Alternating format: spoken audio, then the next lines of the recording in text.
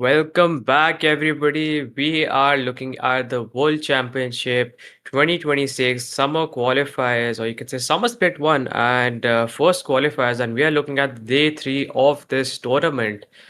And we have a lot of things on our agenda today, folks. We have had a rocky ride the last 2 days, and very much excited to see what's going to happen today with all the teams participating. And yes, if you're confused, why am I only being the only one today? And Verdict is not there. He's probably resting. He's gonna join us after a few matches, maybe in an hour or two when we have our lower bracket semifinals or maybe finals. You never know.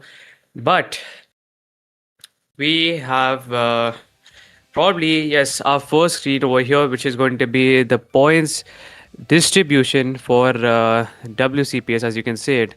So first week's multiplier is gonna be basically 1x. You can say 1.0 into whatever points you get. So 100 will be 100, and then in second you get 80. From third to fourth, you can say 65, and 5 to 8, 50, and so it goes on with the rest of it.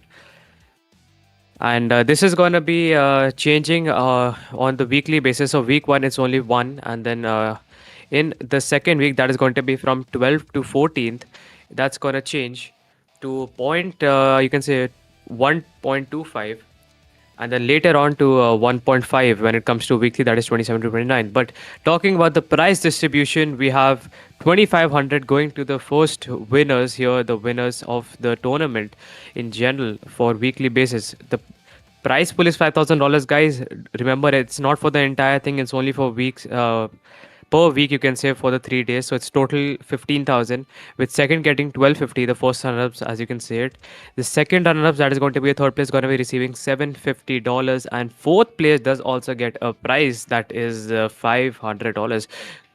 Quite a lot, to be honest. We have always mentioned this, and I mean, yes, at least for the teams and players who are participating, you know how much issue there is with the overall budget going into this tournament, and what it is on a day-to-day expenses. But yes, all the very best to the teams who are participating today. And there you have the schedule. So round one of qualifiers, which is right now, it is 29 to 31. So today is the last day. We do have the finals today itself. Then we have qualifiers two, which the registrations are now open, by the way.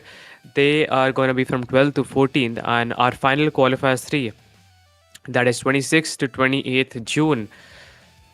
And yes, and finally we'll have the points major. That's going to be next month, or it is 31st. So probably you can say next to next month, that is July, from 10 to 12, another 3 days to be seen. But yes, apart from this, our first match of today, any guesses in the chat? I think whoever is on playmobile.gg would know if you guys are following it or not. But should I reveal it? You guys want to have a little guess? वैसे तो पता ही रहेगा. I don't have to say it, but it is going to be Galores versus Insight as our first upcoming match of today, the first BO5 series.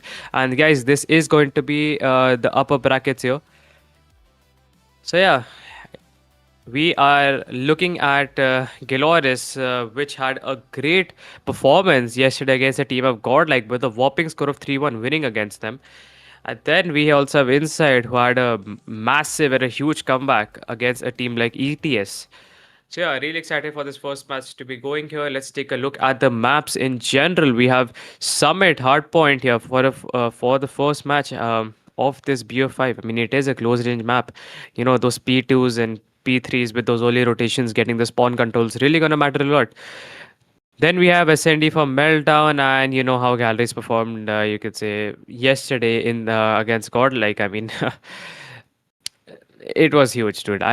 You guys will just understand what I'm talking about if you haven't watched yesterday's stream.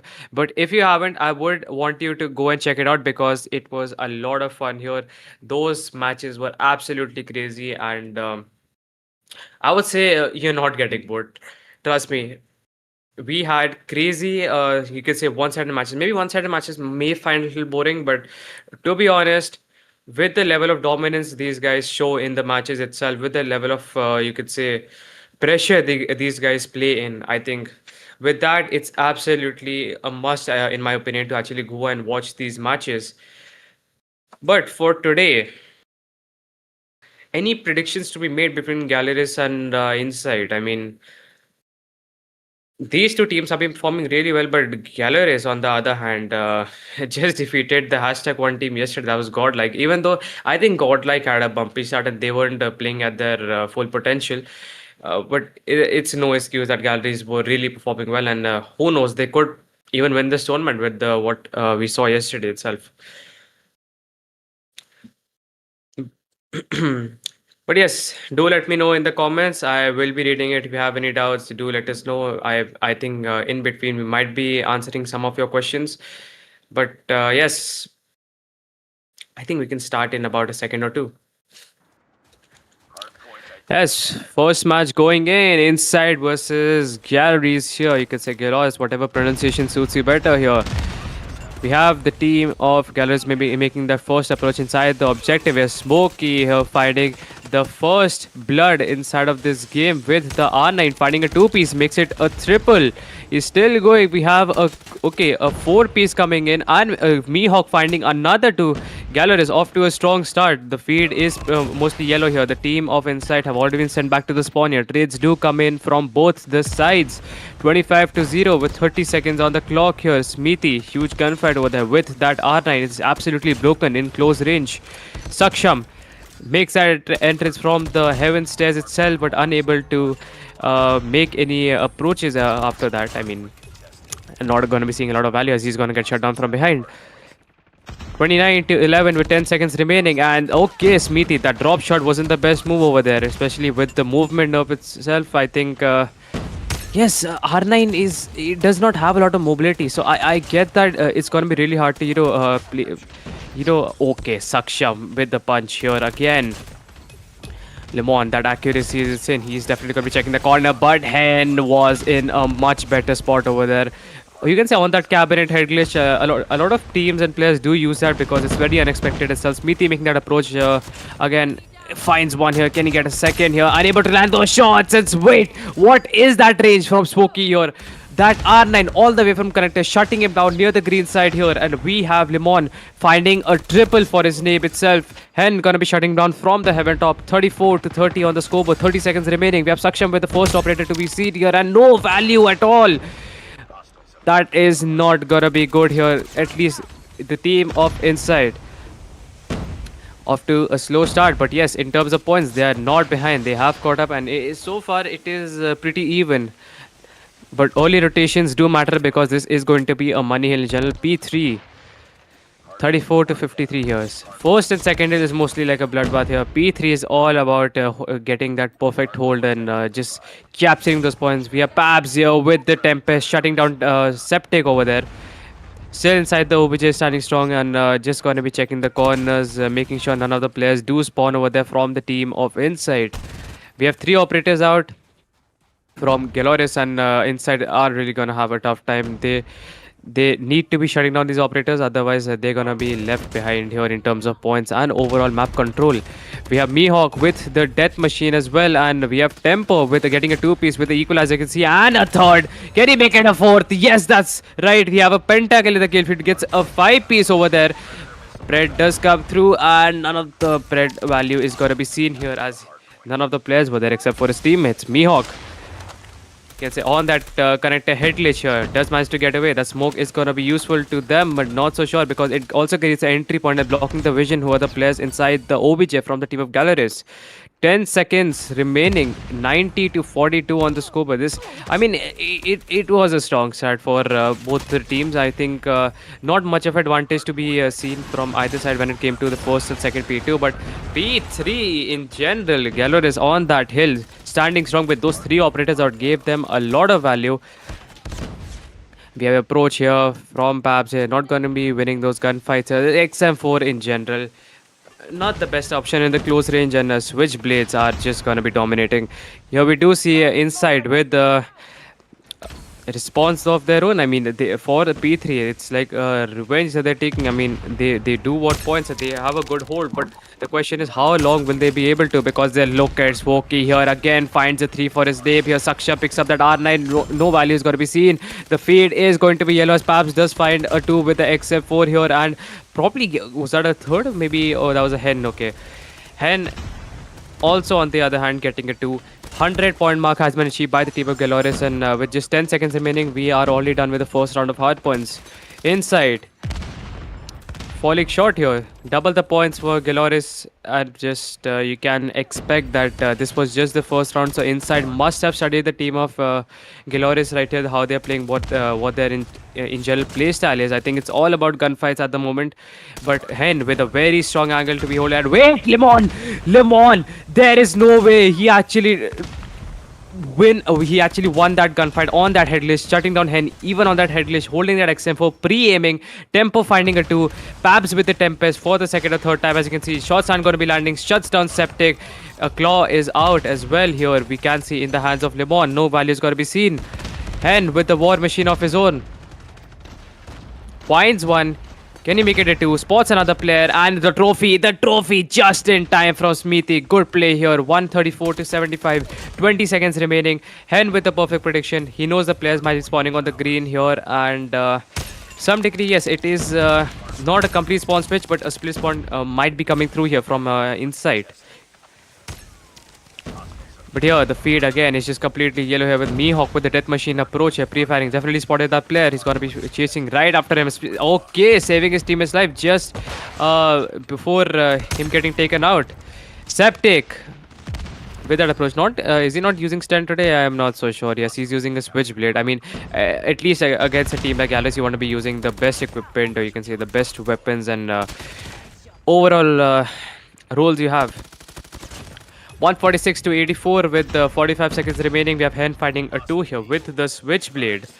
Babs, on the other hand, doing his work, gets a quad, by the way, with his Tempest. He's still going. We have Hen finding one with the Pred missile. Mihawk in a very good position here, finding a 2 for his name. And Septic just in time shuts down Fouki. That R9 is not going to be landing. Trades do come in from both the sides. We are looking at the second OBJ for the second time, second round of hard points. At 84 to 170 here, more than double the points ahead. The team of Galoris really giving the team of Inside a very tough time here. 171 to 89 with just 10 seconds remaining. Moving back to the P3, which last time around Galoris had a very good, hold in general. Here we do see a little bit of rotations coming in. Hen probably making an approach here. His war machine should be out here, but Smithy... Okay, we're gonna see a war machine battle here between Smithy and Hen. Let's see who's gonna be taking it here. Spooky fighting first is gonna get a shutdown. Septic and Sound on the other hand trying their best to clear this OBJ, and Sound with a huge 3-piece again. Takes down the war machine and the team of Inside with a complete control of the P3 here. Not repeating the mistakes which they did with the first round itself. They were able to win most of the gunfights, and yes, they are in a much better position here. Hen finds one and makes it a 2. Maybe not. He has cover from his teammates. Makes an approach. Septic just in time. 200-point mark has been achieved by the team of Galoris, and approximately 100 points ahead right now at the moment. With just 50 seconds remaining, Fouki inside the hill is probably the strongest player there is. That R9 is absolutely broken, but Smithy from behind with that R9, and so we have Mihawk with the death machine pre-firing. He knows where the players are. Smithy with that R9 again. Huge kill comes in, and what is that trace from Hen? He won't even let him touch the ground. He's gonna shoot him down mid-air, and we see 219 to 103. It's going to be a very difficult retake here from the team of Inside, especially with the amount of pressure these guys have. Looking at the scoreboard, this gallery is slowly moving for that 250-point mark, and Inside, the team support just needs to come through, but Tempo with that ape transfer over there would not be able to spot Lemon, and he's gonna get oh wait, no, that's actually Sound. He's gonna get shut down, and Lemon with the final entry with the claw itself, unable to get more than 2 picks over there, but he has his teammates to back him up, and we do see a retake coming in from inside. But the question is, will they be able to stop the team of Galores from getting those final 13 points inside of this OBJ, or maybe the next one? Because come back from here against one of the best even teams that ever existed, it's not gonna be easy. 123 to 237, 10 seconds on the clock. The feed is kind of going back and forth as of now in terms of kills. They are basically trading, but Galores from 13 to now down to 8 points more needed. Foki with a claw intense at the aim transfer. Okay, he did manage to get one and is gonna get shut down over there. The teamwork is there. Inside makes a decent, you can say, approach inside this first OBJ, but it's gonna go pretty back and forth. You know for a fact, because first and second OBJ in general is a bloodbath, and you cannot have a full control unless and until you have the exact locations from where the players are coming from, and you're just holding those angles. But with just that last kill, Mihawk finishing off with shutting down Smithy and Sound over there. It's a lovely first game for the team of Calores over there. I mean, that was a strong start. I would say Inside was doing a lot better in the first and second OBJ at least. I mean, first OBJ it was a matter of like 10 to 15 points difference, and then it just from P3 it just went downhill for the team of Inside. The P3 hold from Galores was just the point where they got into the lead, and they had a much better mindset going and a much better, you can say, mental health in this game. And Inside, I would say when it comes to overall gunfights, I think it's pretty even. The team of garages might have an advantage, but I think when it comes to operator usage, we didn't get to see a lot from Inside. At least, I mean, 2 to 3 picks from maybe the Claw from Lemon, or maybe Saksham using his Tempest, maybe War Machine as well. I'm not so sure, but overall, this was pretty, you can say, one-sided game for the team of Galores, and I think this is where they set the bar of what a T1 team looks like here, playing against one of the best teams of the country of India. I mean, like Inside is like a top 5 team. So yeah, we should be looking at the scoreboard in just about a second or two, but do let me know in the chat, guys, what do you think? Because now it's gonna be SND in Meltdown, and Galore is already with the first victory inside of this BO5 series. So here, the scoreboard, we have Septic being the MVP from the team of Inside, 42 kills, 38 deaths, 37 seconds of OBJ time. We have Sound in second with 33 kills, 40 deaths, 41 seconds of OBJ time, and Lemon in third with 28 kills, 41 deaths, 24 seconds of OBJ time. Taking a look at the team of Galores, we have Pabs being the MVP, the highest kills inside of this game, 46 with 31 deaths, 1 minute and 1 second of OBJ time itself. Then we have Tempo with his equalizer play we all just saw. I mean, absolutely great in the final P4 with the approach he made in with the equalizer, shutting down 2 to 3 players, maybe making it a 4. 41 kills, 29 deaths, 1 minute 42 seconds of OBJ time. And then we have Mihawk in third with his Switchblade, 42 kills, 30 deaths, and 32 seconds of OBJ time. Oops, that was not supposed to play, but take it. But yes, guys, it's going to be for our first match of this BO5 series.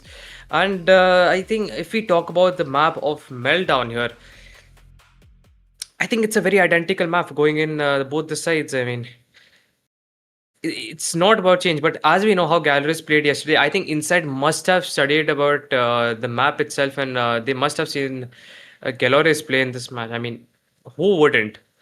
You're going up against a T1 team which you're familiar about. You're not sure about the maps, but you would surely see their stats. So as I know, Galleries do play a little aggressive on the defense side, and on the offense they try to go for early picks. As that's what I saw with Godlike. I'm not so sure what's gonna be the strategy against the team of Inside.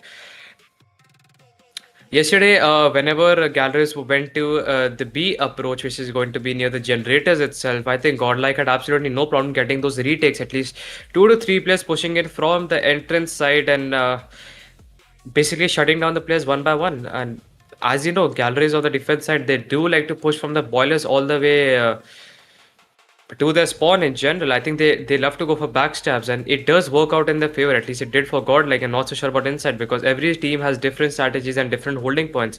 Insight need to be, I think, sticking together for this one because when it comes to holding angles and individual gunfights, I think just with the advantage, we might see that Team Galleries might just be able to shut down the team of Insight here. I think with just sticking together and having your teammates back, and I think they can get a lot of trades and potentially winning this SND match against one of the T1 teams of the country. But yes, we should be starting in just about a second or two. Again, I will check the comments if there is something going on. We have approximately 200 people watching here. And guys, again, I want to say we do appreciate FSN for hosting this. I mean, they're not hosting, but they are partnered for this. So do check them out. Do follow them. Hit the subscribe button.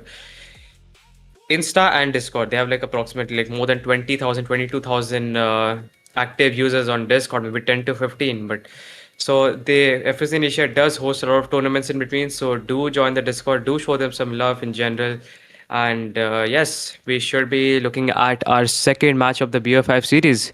Galores versus Inside, with Galores on the defense side first, and we have Saksham using an SKS. Of course, his performance has just been great here. Tempo with the first blood, taking out Smithy here. Sound with the trade.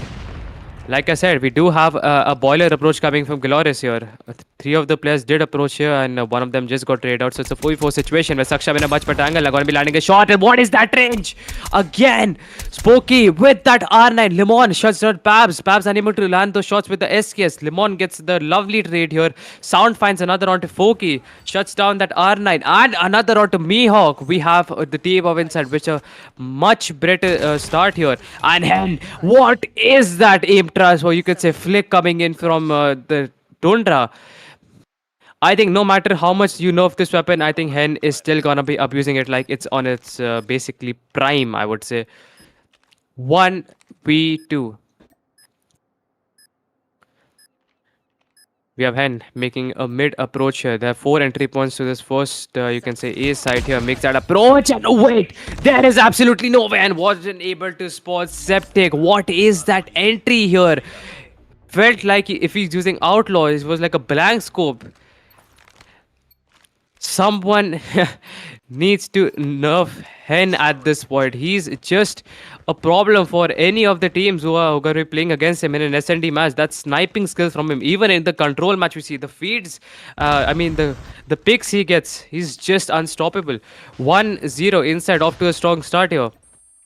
Smithing finding first out to Foki, wins that R9, you can say, battle here against him. Tempo finding a 2 for his name.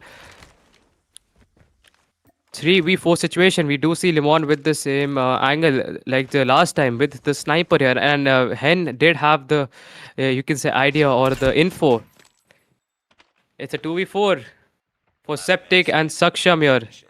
Babs does take down Septic, and Saksham is all by himself with a 1v4 situation. And as far as I know, galleries are going to be taking it slow. And still, what? Again, Mihawk is just not afraid. This range from R9. I think he connected one of the shots and it just got him down to half HP. Or maybe it was just his teammate actually supporting him. Destroy the objective.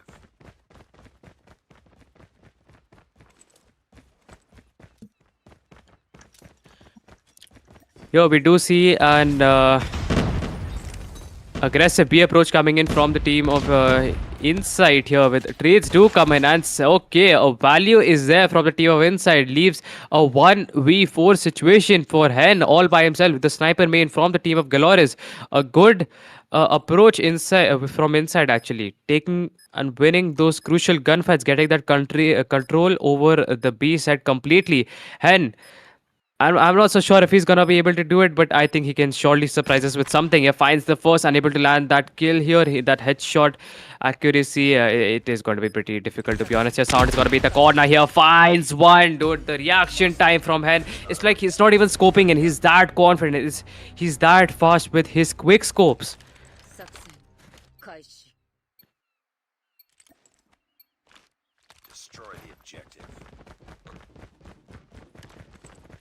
We have 2-1 with Inside.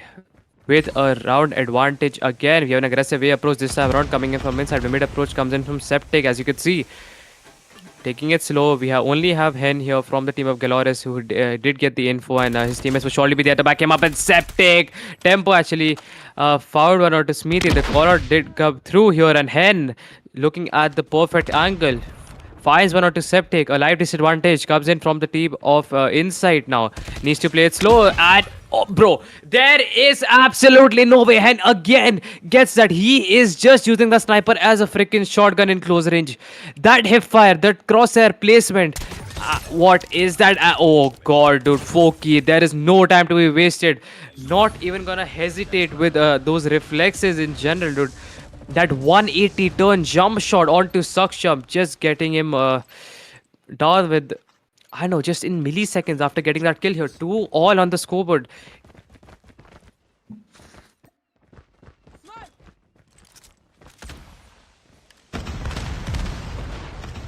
I do see again an aggressive way approach coming in. This time around, Calder's way closer here. Playing near the, you could say, the gas cylinder in the middle of the map here. The bomb is getting planted by Sound on the A side, where the entire control of the objective is in the favor of team Inside. But Foki with the first approach shuts down Smithy. Septic finds the trade. Pabs needs to be getting shots landed here with the SKS if they want to make an entry point for themselves, because you know how Verdict says the floodgates do get opened, and I completely agree with him, and he would be joining us later on today's series in general. But here Mihawk with a perfect, you can say, call out, or maybe the perfect read over there. Just slight peek and finishing off the round itself. Finally getting inside of the lead, the team of Galores with a 1 round advantage.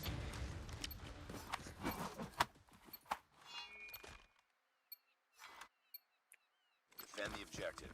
They have the bomb. 3-2.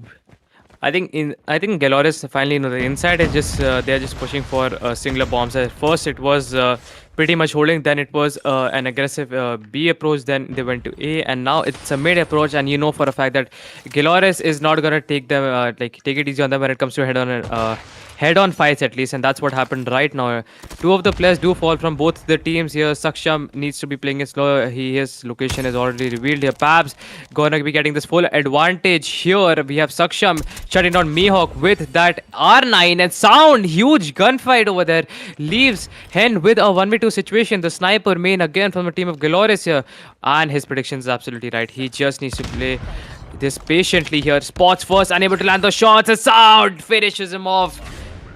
3 all, and this is going much closer than expected. I mean, how Galros performed yesterday against Godlike, but does not mean it has to be the same.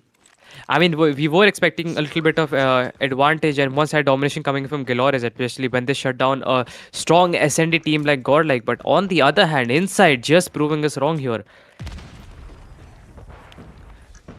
2 more rounds before the side switches. We have again an aggressive approach on the B side from the team of Inside, with getting that complete control here. Sound picking up Hen. The sniper main falls, and this is already bad news for the team of Galores. Septic finding a second onto Pabs. The marksman as well. We have a 3v5 situation for Galores, and Mihawk finding the first using an XM4, by the way. Okay, I think switching from his SMG to an AR. Interesting strategy. 4K fighting one. Retake is still possible. It's a 3v3 situation. Smithy on that head glitch. Gonna be able to land maybe one of the pellets from his shotgun. Not gonna be able to completely get that kill. And no way, Smithy. What a choke. Lemon all by himself. That pocket marksman. I don't know how good that is gonna be here. And we have Mihawk instant shutdown with that XM4. An absolute laser beam that gun is.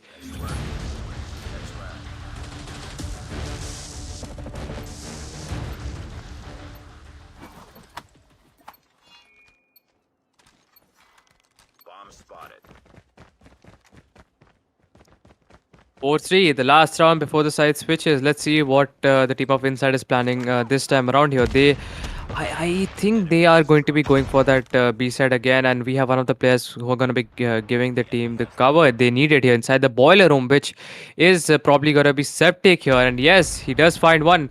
Can he make it a two? There is another player to his left, and Mihawk just in time has definitely spotted him. And okay, he was just acting as you can say diversion over there for the player in the boiler. That was Septic, and his teammate was just there to actually get him in the backstab. Now leave Septic with a 1v3 situation.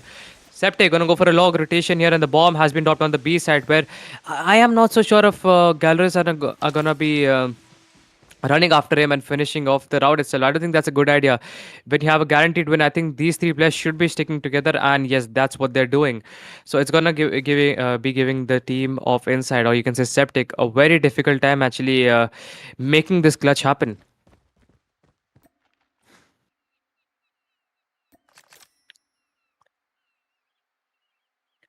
Patiently waiting, holding down the angles here, the team of Galoris. 1v3 Septic slowly approaching the B side here where the bomb has been dropped with just 35 seconds remaining on the clock. We're going to be checking all the corners, making sure none of the players are around here from the team of Galoris.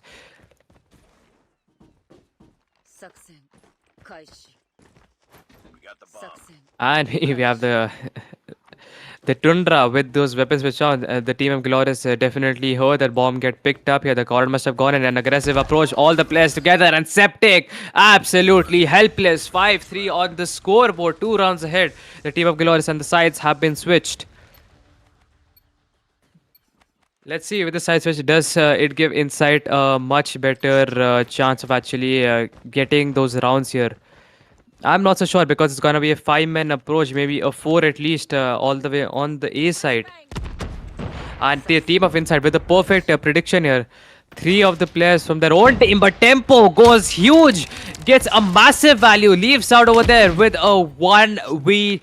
Okay, never mind. It's actually Lemon, but a quick round, the fastest we have seen today itself. The first BO5 series and the first SND match we get to see. That was Galleries all by themselves, shutting down Tempo with a massive value. Dude, those initial 2 picks which he got.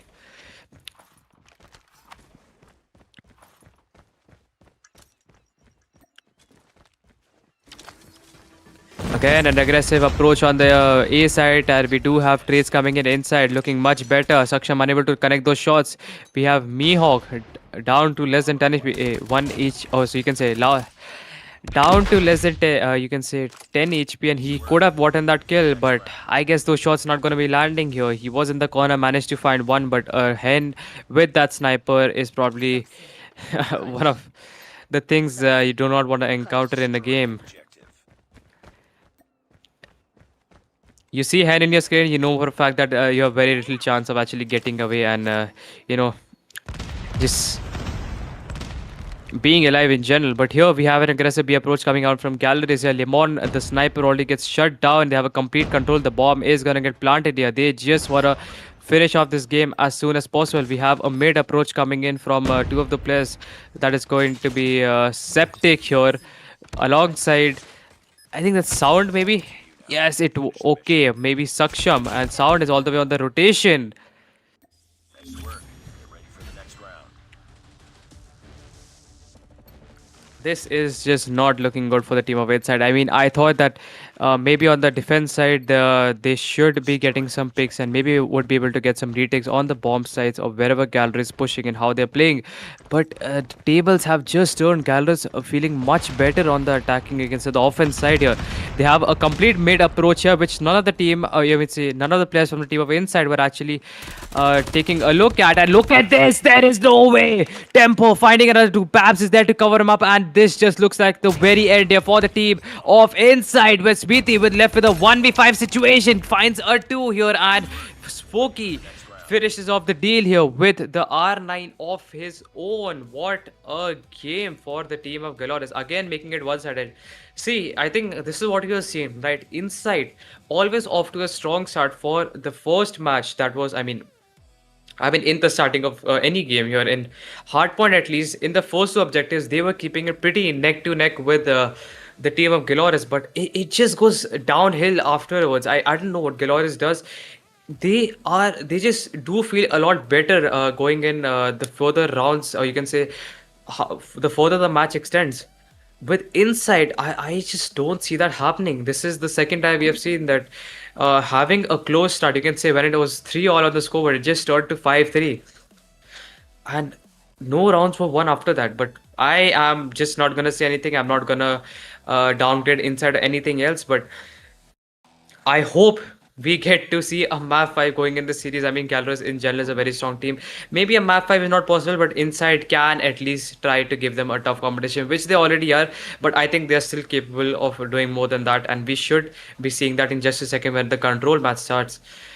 But before that, we are going to be taking a look at the scoreboard of this second match of this BO5 series. We have Tempo, the MVP, with those crazy, you can say, switchblade plays here with those aggressive rotations coming in from him. 14 kills, 7 deaths, the top fragger and the most amount of kills inside of this game. We have Foki in second with 12 kills and 8 deaths. That R9 value was there. And we have Hen, an absolute great sniper, 11 kills and 5 deaths. Sound being the MVP from the team of Inside, 11 kills, 11 deaths. Also, uh, his plays were also massive, by the way. Getting those 2 picks every single time, I mean, those trays in general, really helped him out here and his team. We have Septic in second with 8 kills, 10 deaths, and Lemon in third with 6 kills and 11 deaths. I think I really wanted to see a battle between Lemon and Hen here. Hen is absolutely crazy here, but Lemon, on the other hand, is. Also, one of the finest snipers you have in the country. I mean, in terms of comp here, probably I would easily put him in like top 3 and top 4 in the country. I mean, this is how good. I mean, that is how good he is, and his performance is in general with the sniper. But Hen, on the other hand, just leagues above from anybody else. Not just you can say snipers, but any player. That game sense, that you can say the crosshair placement and quick swap, just something else. But yes, we should be moving towards our third map that is going to be, I believe it's standoff in control. And last time around, as far as I know, Godlike actually did win against Galores yesterday when it came to standoff. And I think they must be looking for a redemption. I think they must have done a board for that map and they must have seen what mistakes they have made. And I think Insight is again gonna be having a tough time going in this map 3 because it went pretty close with Godlike here, and as strong as that team is Inside, I think this time around, yeah, I just don't know. We're gonna have to wait and watch. But any predictions in the chat you wanna let me know?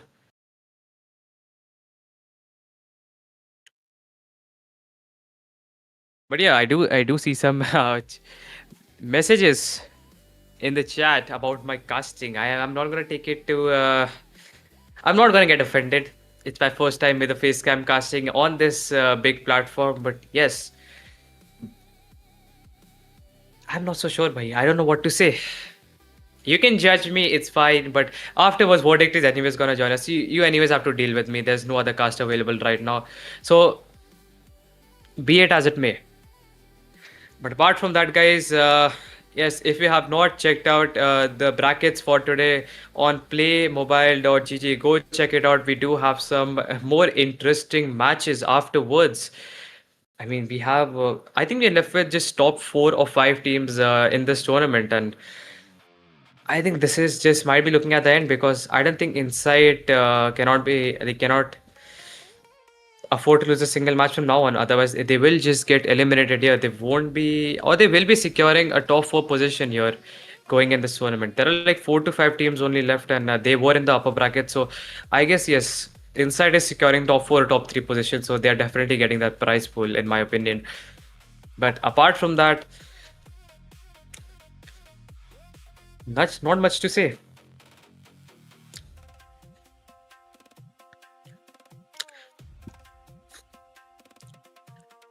All right, guys.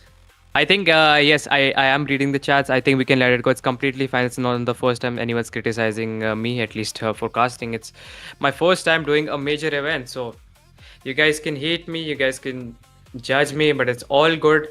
There's no, I'm not gonna be offended because I know I have a long way to go in terms of casting, and I have a lot to learn, especially from casters like Verdict. But yeah, let's focus on our map 3 of this BO5 series, where Hen and Tempo getting those first 2 initial picks here. As Foki again making that entrance, that R9, dude, to the granny itself. And look at that. Foki is just not afraid. He does not care about trigger discipline. Just gonna be landing those shots. We have Mihawk with a 180 turn, unable to confirm that kill. At Lemon with that, you can say, pocket marksman. That is the .50 GS or the Deagle, as you may say it. Foki again fighting a 2.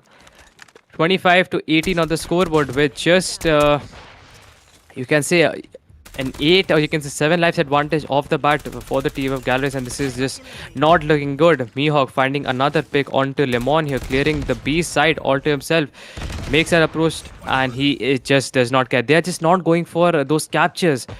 They just want to end this as soon as possible here. Lemon with the factory top shuts down Mihawk, going for that rotation. He knows that players from the team of Galores are making an approach from the back alley and Tempo. I was just about to say Lemon might be getting that jump shot pick here onto Tempo, but that's not going to be happening. Mihawk, on the other hand, doing the work for his team, clearing out the objective with last 5 lives remaining for the team of Insight. I think, yeah, this they have definitely practiced and they have definitely discussed on how to play. You can say 1,000 times or 100 times better in general against any good team which they're going to be facing off against. Lost that round. It's not over yet. Ready up.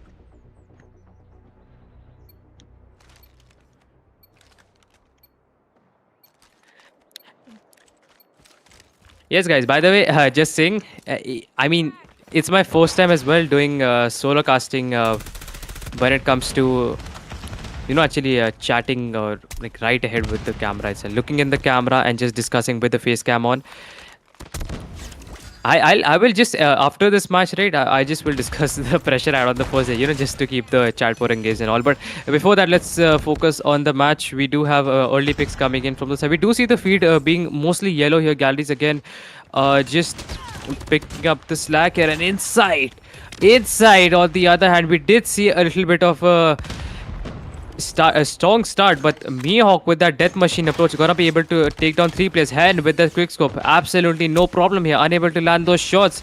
That was a very risky approach. I mean, each and every life counts, but risks are being taken here from both the sides. At 20 to 15, Inside looking much stronger on the offense side, at least. As you can see, Saksham needs to be landing the shots, finds R2. That aim transfer is there for him. Can he get a third? Absolutely not here. Mihawk on the head glitch is gonna be winning that gunfight, 17 to 11. And approach is there. Sound with the broken approach here with that Sparrow. Gonna be finding one. Unfortunately, Hen is gonna be shutting him down from the double windows. That sniper over there gets a very good angle in general. Lemon needs to be getting those early picks, otherwise it's going to be putting the team of Insight in a very bad position. Even though they do have a life advantage, but Galleries will have no problem closing that gap. And Lemon needs to come through. He needs to be getting that kill here. It's going pretty close, and there is no way. And another Hen still going.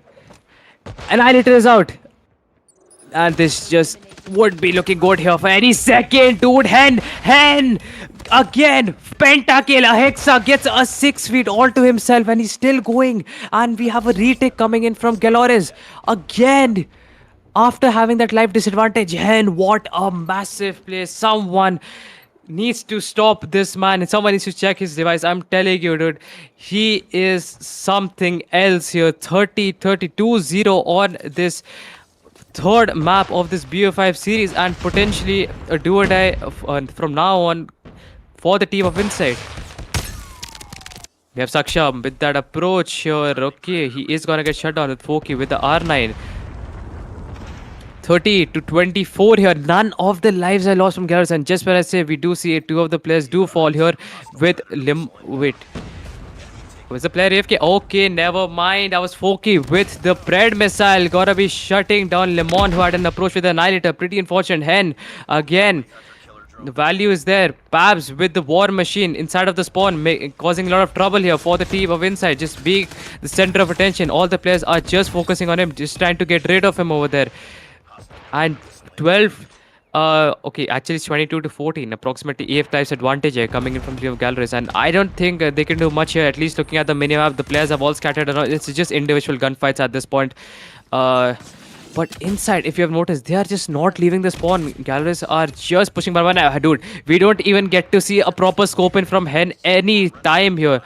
Last 5 lives, and is this the end for the team of Inside? Dude, Lemon, huge pick.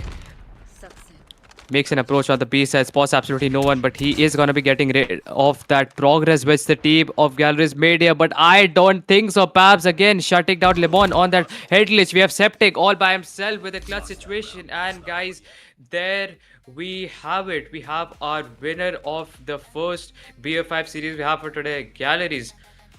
3-0 inside here. I mean, I get that it's day three of this round one, you can say qualifiers for summer split, but dude, 3-0 on day three.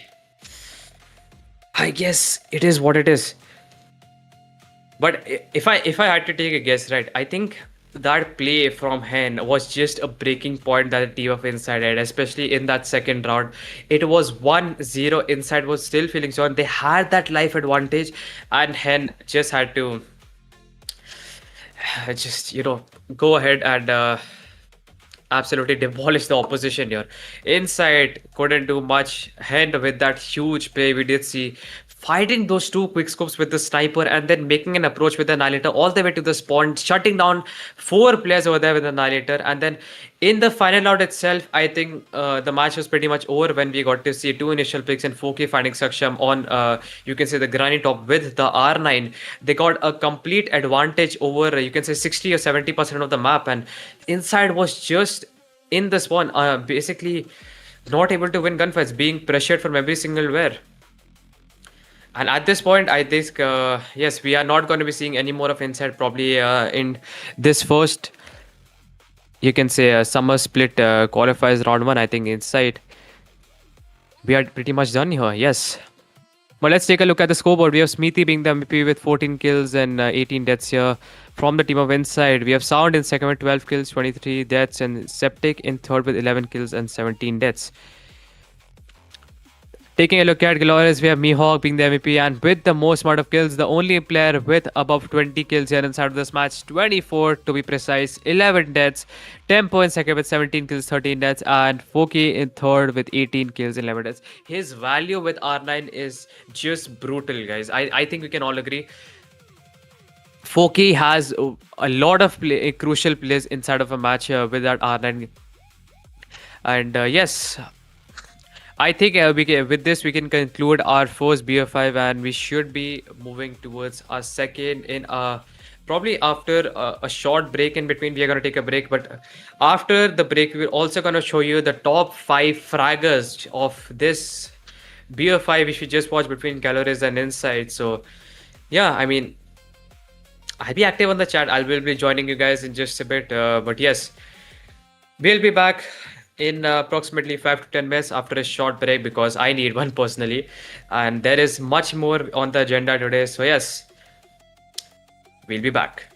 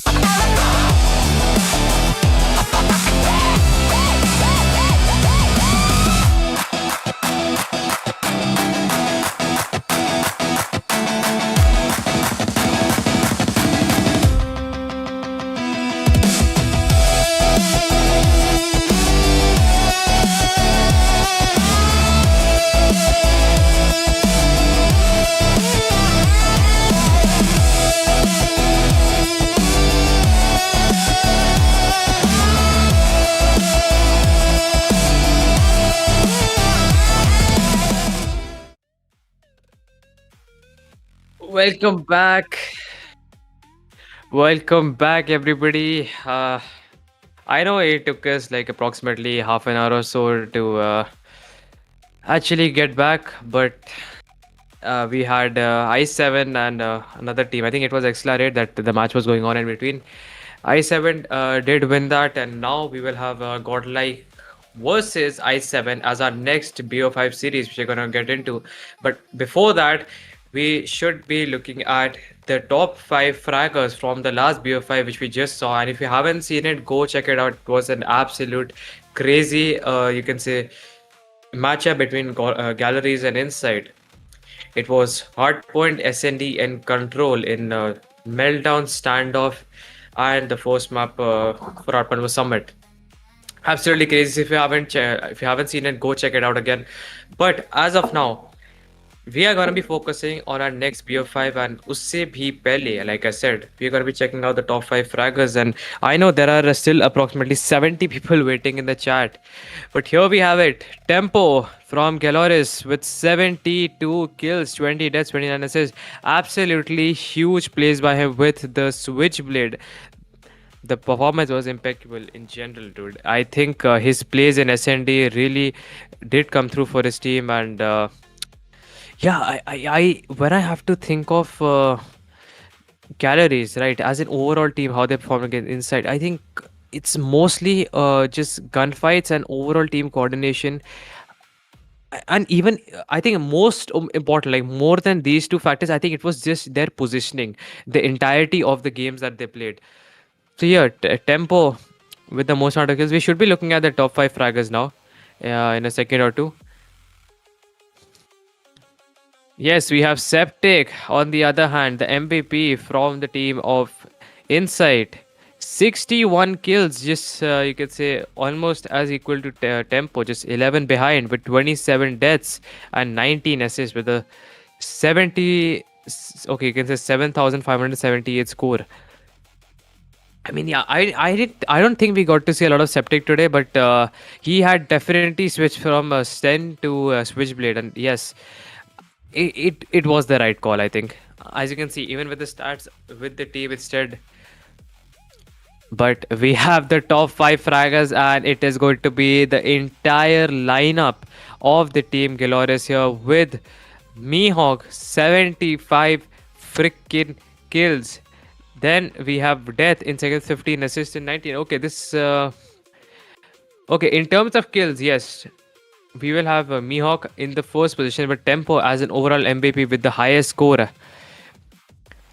Then we have Pabs with the SKS, the GOAT SKS user, 9,425 with 78 kills. 75 or 78 kills. Okay, I am just completely mistaken. Okay, there's always a player who has this who has more kills than what we have seen with the least amount of deaths. I mean, okay, Hen has the least amount of deaths. The sniper goat, and then we also have Foki, the shotgun main from the team of Galoris. Yes, guys, that is going to be our the MVPs and the top five fraggers from our last BO5, and we are going to be focusing on Godlike versus I7. Right now, I think they have their video matches, and we will probably we will be ready with the maps in general, because I think we are not sure yet what the maps have been decided. The room code is here. We will be joining in just about a second. But yes, any predictions in the chat? We don't have a poll out, so let me know. I mean, I am keeping track here. Phone rakha hai saath mein. I'm reading chats side by side. But yes, Godlike versus I7. Yes, we will be starting in approximately 2 to 3 minutes time, and yes, we will be back.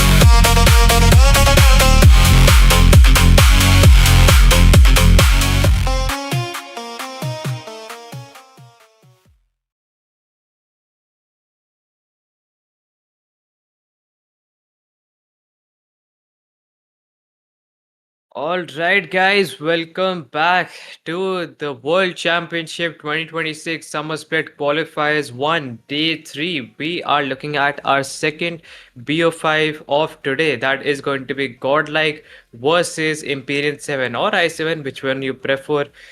But we have just got over with the veto matches between these two teams, and let's just figure out the maps we have here for this BO5. That is going to be a takeoff for our first map. That's Hardpoint. Then we have Slums and SND, which I'm not a huge fan of. It's just preference, guys. I am not the best player in Slums. Then we have Standoff for Control, and we have Combine for Hardpoint. That's going to be a fourth map, and then finally Coastal for our final map in this BO5. I am not so sure where if you're going to be going to map number 5 in this BO5 because Godlike is not happy about their performance yesterday against Glorious, and I am telling you, they are just ready to win, and they have that hunger, like they want to win here in this tournament itself, the qualifiers round 1 of Summer Split.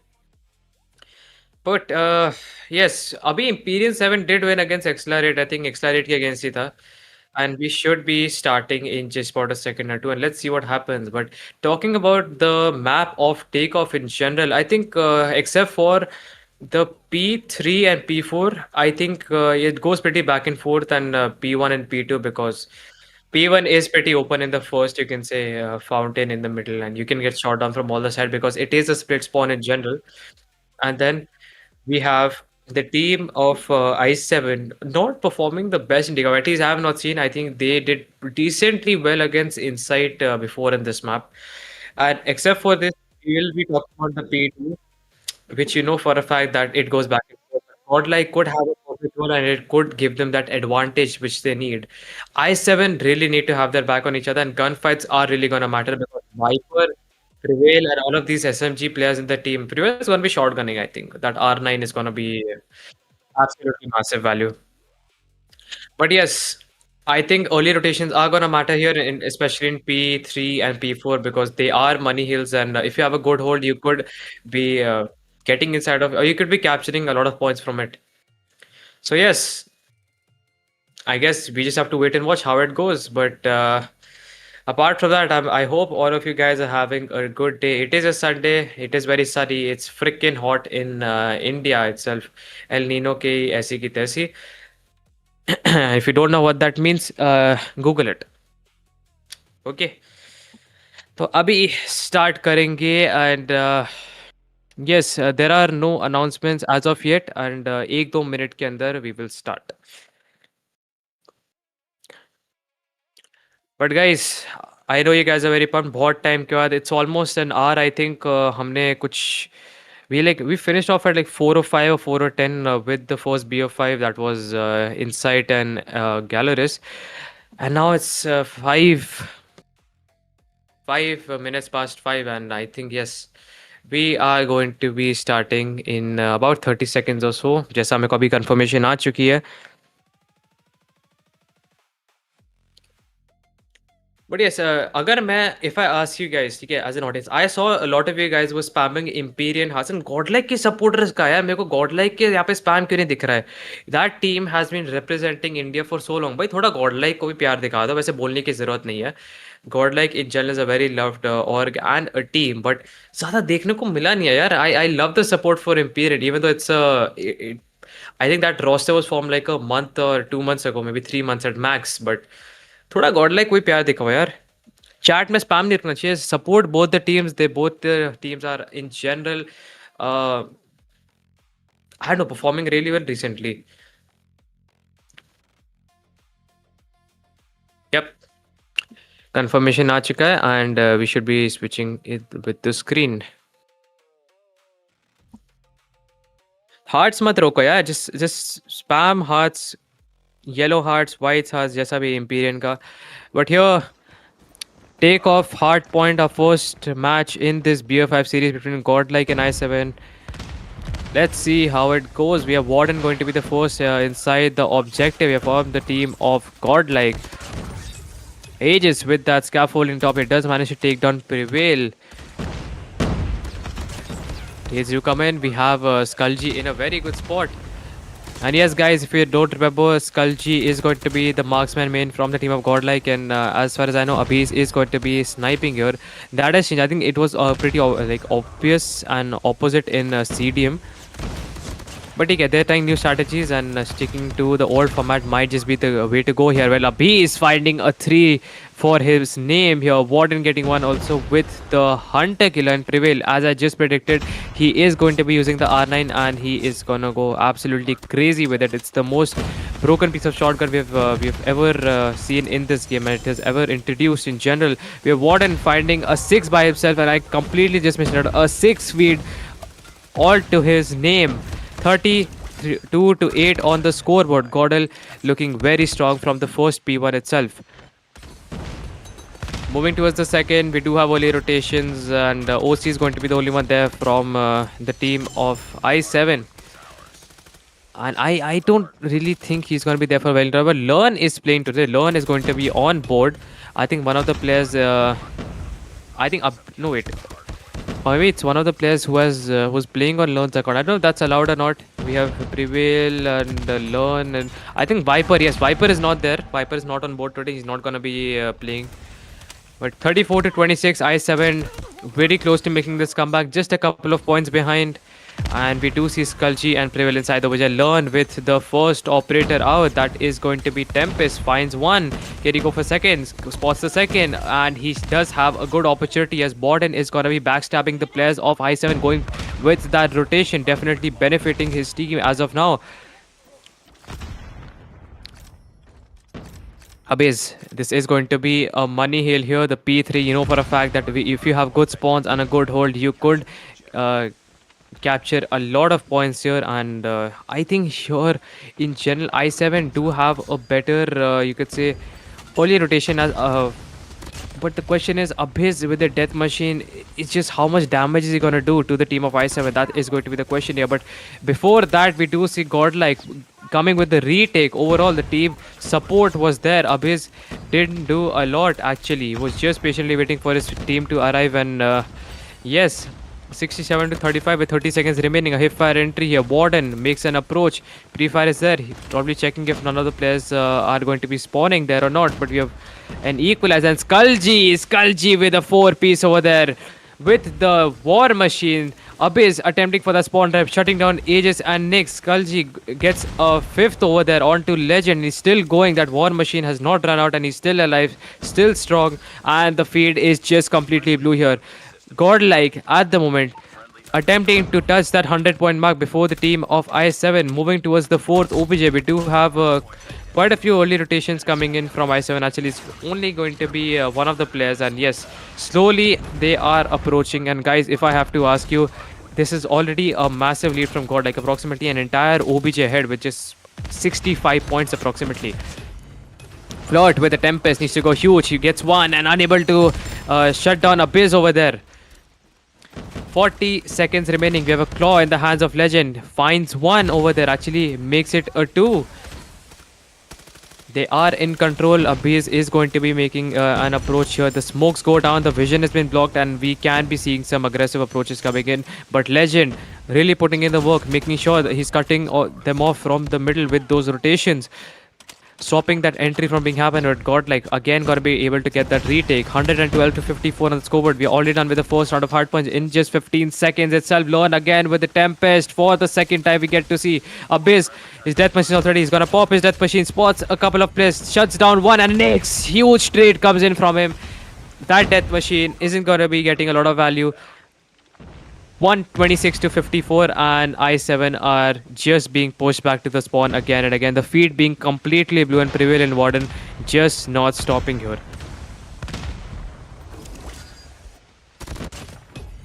50 seconds more. We have Abyss in a very good spot here. On that you could say that P3 top, as that's what they call it I guess. Not so sure, you can say balcony, but 54 to 143 and Godlike almost 100 points ahead, still having that control of the mid objective.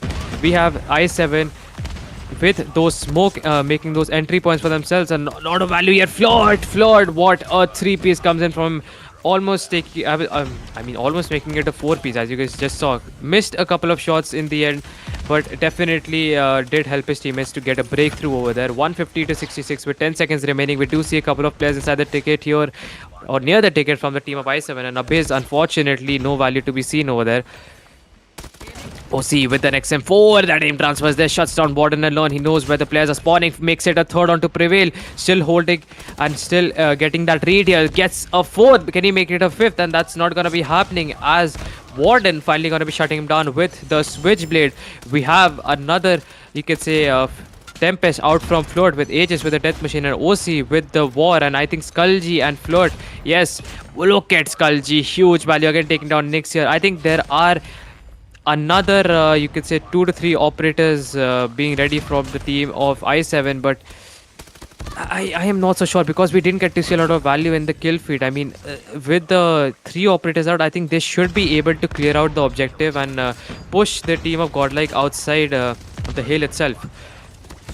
160 to 90 on the scoreboard, 20 seconds remaining. The trades do come in. Equi is not going to be seeing a lot of value again from the team of Godlike. We have OC, needs to get this kill. This is going to be pretty crucial here, but Skullgy just in time with the cover to his teammate. Going to be saving his life. I7 reaching for that 100-point mark. Godlike 60 points ahead, and we are moving towards the P3 for the second time inside of this map. There are not a lot of huge plays coming in from either players. We did see once by Warden and once by Float, I think in the P1 at least. And we have Death Machine again, Abyss with that same timing here. This is the second time we have seen Abyss taking out his Death Machine at the very same spot here inside of this P3 near the stairs. He knows where it's going to be useful, but again, we have no value to be seen inside the kill feed. Operator value needs to come here from both the teams if they want to get a shot at actually getting a retake or having a complete control on a specific objective. 167 to 112, and the feed is just not stopping here. Back and forth it goes, but Godlike still on top here. They are contesting an I7 with a better control this time around. Look at the feed, completely yellow, and I7 just prove Godlike wrong here, just showing what they're capable of, and just 30 points behind now. That gap from a 100-point lead has just closed off, and I7 really performing well here. Float with the Tempest, being patient about his spot. Skullgy unable to land that second shot as well. Float, what a choke, and there's absolutely no way we have... at least, yeah, no operators ready from either team except for Skullgy here. Skullgy in a very good spot, and Learn with a Tempest of his own spots a player. Can he get a second? Yes, he's able to. Trades do come in. This beautiful Switchblade Pisces, of course, I think a lot of players do use it. Some prefer this over the normal default skin of the Switchblade. I see why. The Iron Sight, it just feels better, but not sure about the aim shake here. 189 to 142 with 30 seconds remaining. We have a Claw in the hands of Prevail, finding a 2. Skullgy with the spots of his own with the War Machine. Gonna be shutting down the players, making an entrance inside the objective, and taking a look at the minimap in general. Yes, smokes go down. Aegis with the Death Machine approach. Pre-fire through the smoke, and wait. OC also there with the War Machine over there. Pre-fire is there. Abyss knows he is going to be getting that value. Godlike going to be touching the 200-point mark before the team of I7 here, with just 5 more seconds for this P4 to end for the second time, and we will be moving towards the P1 inside of this map.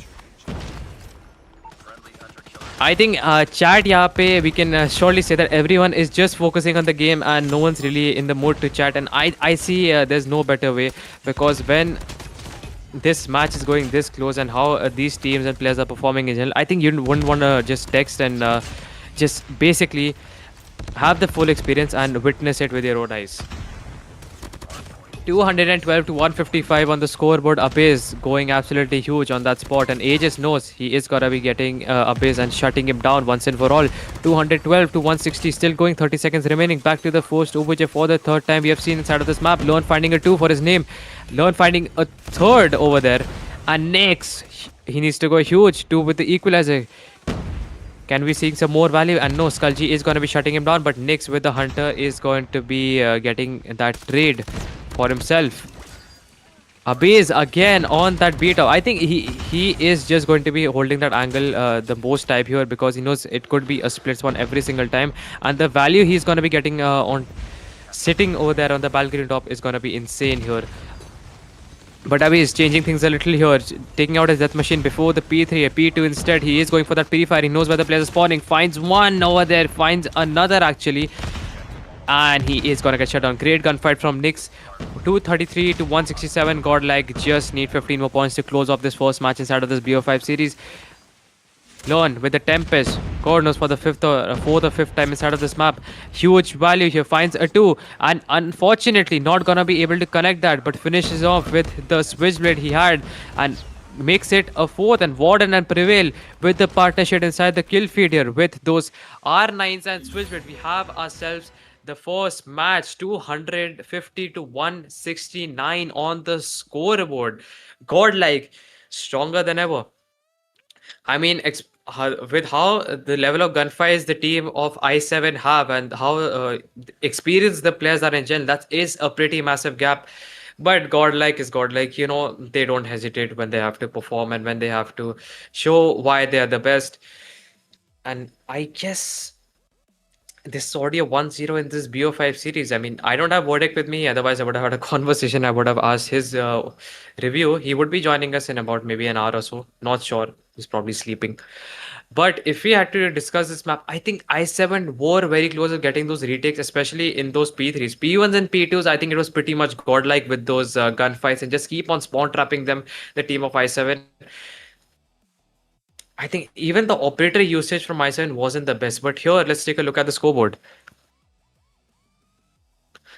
We have Skulji being the MVP with the highest kills inside of this game. 50 bomb, by the way, 28 deaths, 144 seconds of OBJ time. We have Warden in second with 44 kills, 31 deaths, 1 minute 21 seconds of OBJ time, and Prevail in third with 45 kills, 41 deaths, 1 minute 12 seconds of OBJ time. Switching over to the team of Imperial 7, that is also I7, as you guys might say it. We have Legend, 37 kills, 44 deaths, 52 seconds of OPG time. We have OC in second with 28 kills, 45 deaths, and 49 seconds of OPG time. And Aegis in third with 32 kills, 41 deaths, and 33 seconds of OPG time. A lovely first game for the team of Godlike, and I think they're gonna keep this performance going in this BO5. Who knows? Because I7 in general, they are a good SND team, but I am not so sure if they can take down a team of Godlike, especially in a map like Slums here. It can go back and forth. I'm not gonna go into the specifics, and I think this is just going to be extremely close. What do you guys think in the chat? I believe that I7 did have a lot of practice, but godlike is godlike. I mean, I don't want to be a biased caster, but with the level of performance we've seen, I think everyone in their heart knows that godlike still has an advantage, no matter what map you're playing in. But overall, Slums is a very, you can say, I mean, we can expect that maybe one of the PKMs or snipers or maybe SKS is gonna be here, sitting on that dumpster head glitch on the A side, which is probably gonna be wall banging in the entire time, trying to get those oldie picks. Then we also have a sniper battle in between, which in the double dumpsters and the graveyard, and then we have the B side where there are normally players who would be holding there with the SKS or maybe with the PKM with those early rotations, and it's just an overall map where I think it just depends on teamwork and how you approach the situation. With the hold that Godlike might have, I don't even know the first side.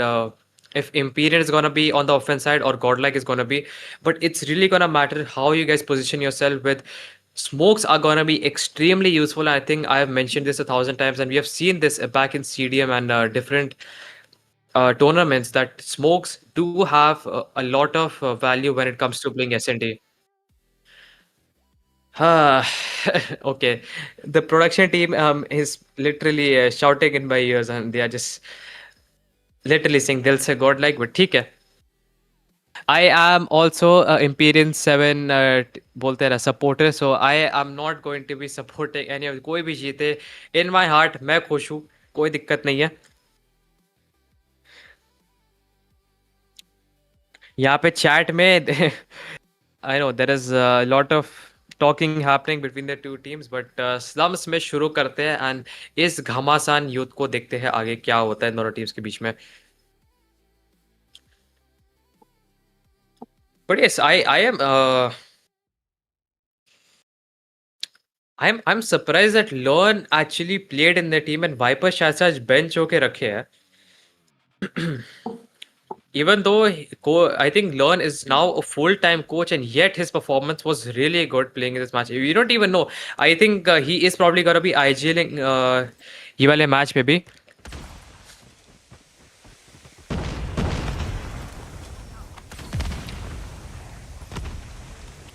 We have Legend with aggressive role. Learn finding the first onto float. Prevail getting a 2 and a third. Prevail off to a strong start again with the R9 over there. Even though they're on the offense side, but I7 on the other hand with no hesitation. Straight away 3 to 4 plus push it to graveyard and Prevail with that massive value comes in with that R9. And I am telling you, Learn being there as a coach and an experienced IGL for 3 to 4 years, or maybe five actually, the entire time he has been playing this game. I am telling you, it's gonna be very difficult for I7 here. And an entrance is there. Prevail with the aggressive B approach. Finds one onto Legend. OC with the trade. Skulji shutting down Aegis on that B bomb head glitch. Learn gotta be patient about it. Guys, Learn has been so much out of practice as far as I know, and yet he is just performing so well.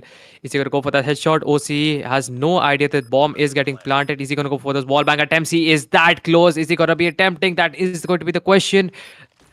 And I don't think so. He's still looking over, and nope, that shot is not going to land. We have Abyss shutting down Float. 2v4 situation for OC and Nix. OC makes that approach with the sniper here. He's got to get shut down by Learn with the perfect timing. He definitely got that read. Nix will left with the 1v3 situation. The trade is there, and Abaze with that quick scope with that Tundra is going to finish off the deal. A 2-0 on the scoreboard.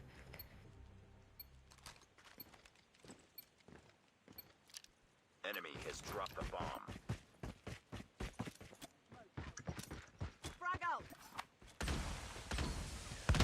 We have, like I said, smoke's gonna be extremely useful here as Prevail gets an entry point from the smoke, blocking the vision. And R9, wait! Prevail, what a choke here. AOC, that quick scope is gonna do it for him. And Learn and Abiz fighting a 2 at Float gets a trade. And Abiz still going huge, finds a 3 for his name. We have a 2v2 situation for Legend and Nix from the team of I7. Going to be on the defense side. Nix going to be using a PKM. Okay, interesting choice. He should be getting that advantage. He spots both the players at the same time here. And Legend is just going to get taken out. We have Skulji with that SKS. Absolutely huge. Perfect accuracy, perfect play coming in from Godlike here. Knew where the players are from the team of I7. An easy 3-0 coming in from them. And I would say a strong start, just like the hardpoint match.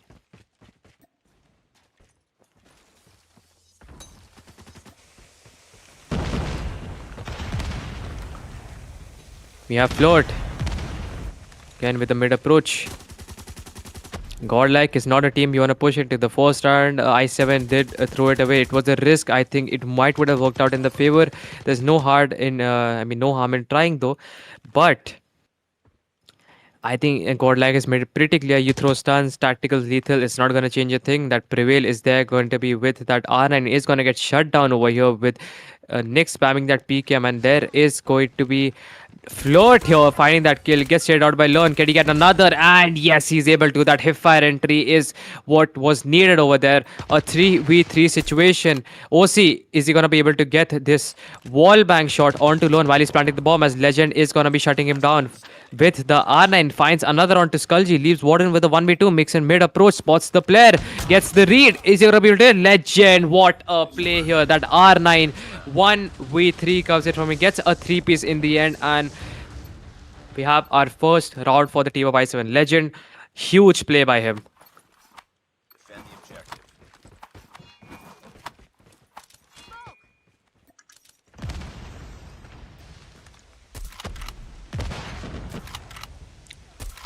Yeah, Bobby is trying to get those shots through the smokes. Prevail finding the first onto Aegis. Learn shutting down Legend over there. Warden getting the third onto OC. Nix finally getting a trade onto Learn here. Some values to be seen here, but a 1v4 is left. And Nix is absolutely helpless with that PKM. Nowhere to run. And Warden getting a 3-piece for his name. And 4-1 on the scoreboard.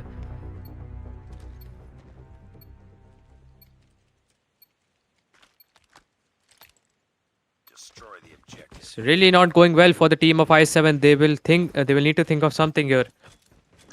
They are on the holding side. They will need to be stopping the pushes from the team of God. Like they will be needing to holding down the angles, which is potentially going to give them that lead and an advantage in those gunfights. But look at Warden here with that peak and span. Finds a 2 here, a 2v3 situation. Ages with that wall bank onto Lord near the hop up wall. And can he get a second? Nope. Skulji with that SKS is going to shut down Ages. And now it just comes down to OC with a 1v2. But we have a trade comes in from Warden, finishes off 5-1 on the scoreboard.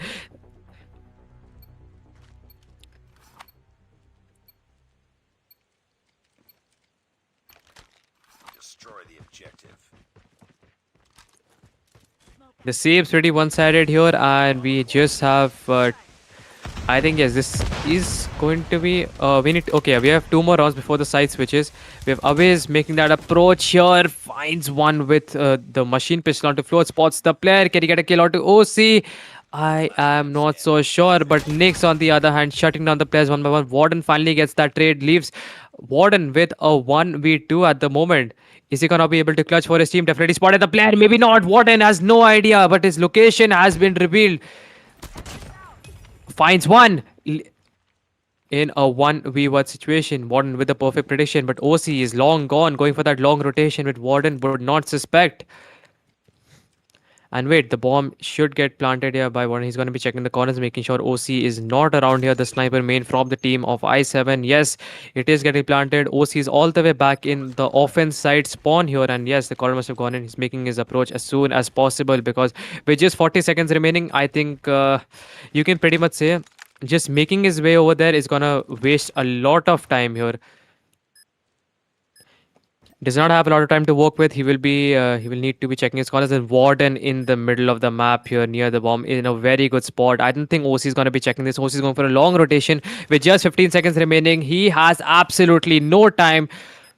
Warden going to be patient with the right approach, here, and yes, Warden did land a few shots and leaving OC with no time to defuse. Perfect play from Warden, beautifully done here. 6-1 on the scoreboard.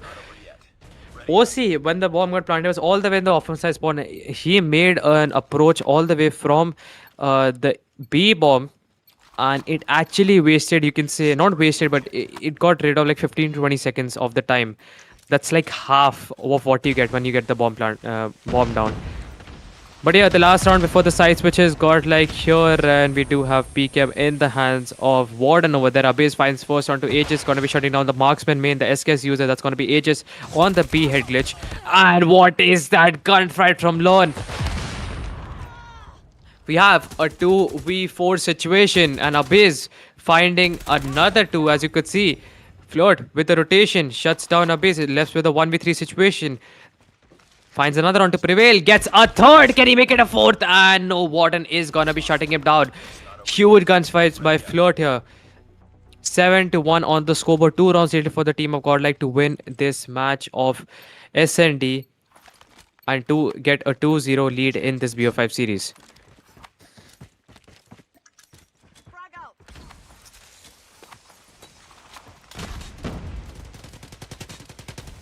Guys, I'm not even sure if it's Lone playing or Viper, but by the looks of those gunfights, I don't want to disrespect Lone, but it is giving kind of Viper feeling. Those aim transfers and all. It just feels way too clean, and Viper is like one of those players who could do it. Not saying Lone can't, but Lone, I don't know if he's been playing or not, and maybe been a little out of practice. So no prediction. If it's Lone, that is still damn impressive. We have a 1v5 situation for Warden, and okay, how the tables have turned on the attack side. Warden finding one. Can he make it a second, as there is another player gonna be planting the bomb? Yes, the bomb does go down. Warden left with the 1v4 situation, all the way pushed back in the spawn. He knows the players are gonna be approaching him one by one. The angles are going to be a whole. Okay, yes, we have Float with the sniper pre-aiming. Second round for the team of I7. Defend the objective.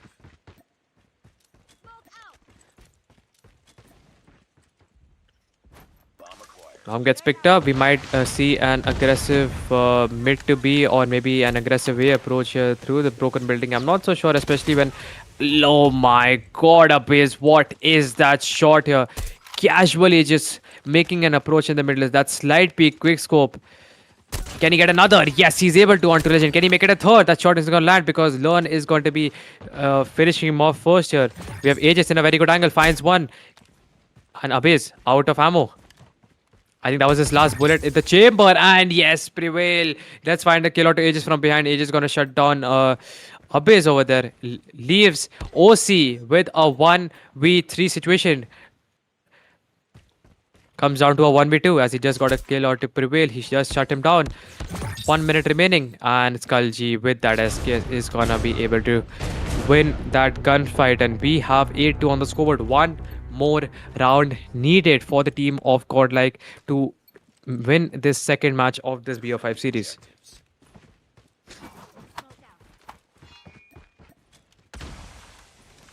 We might have an aggressive approach coming in from the team of Godlike here without having any issues. We do see an A approach maybe from the side of Ice 7. Here, learn and wait. Unable to confirm a single kill is gonna get down the 2 players from I would say 100 to less than 50% HP over there. Abiz. Wall bank kill onto Nyx. We have Skullg taking down Float as well. It is a 2v3 for the team of I7 and a duo around. If the remaining 2 players, that is going to be Aegis and OC, they do not come through, this is going to be a very difficult situation to be in, especially in this BO5 series. We have Aegis shutting down Abyss on that broken wall itself, and Warden. Wall bank Kisad, but Aegis with that R9 in closing, just what he needed. Leaves Skullg with a 1v2. Again, life advantage favors the team of I7, and I think both the players should be playing together, especially when Skullg is literally the last player alive here. And that R9 just perfect here from Aegis, getting that 1v2 in the end, shutting down the 2 players.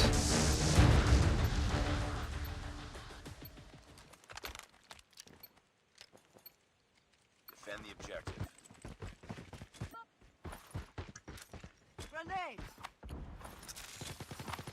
Guys, if you don't know what I was talking about Lon, I was just praising him. He's been out of practice and he's not been playing, and still if his gameplay was is on that level, you can surely say that he is just one of the best players out there in the world. I mean, even after being out of practice and not being active in the comp scene, especially when it comes to being a part of the matches. I mean, he is a coach, but not playing in the matches.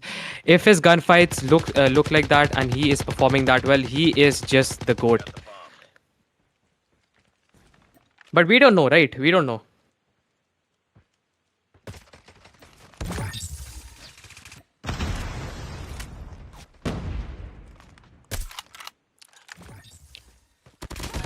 We have a couple of kills coming in. 1v3 onto Abyss.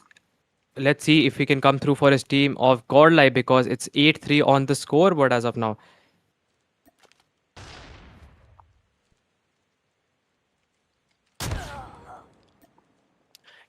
Guys, okay, I do apologize. Wait, okay, I think there's a confusion in the chat. I will apologize. I have no idea if it's Learn playing or Viper.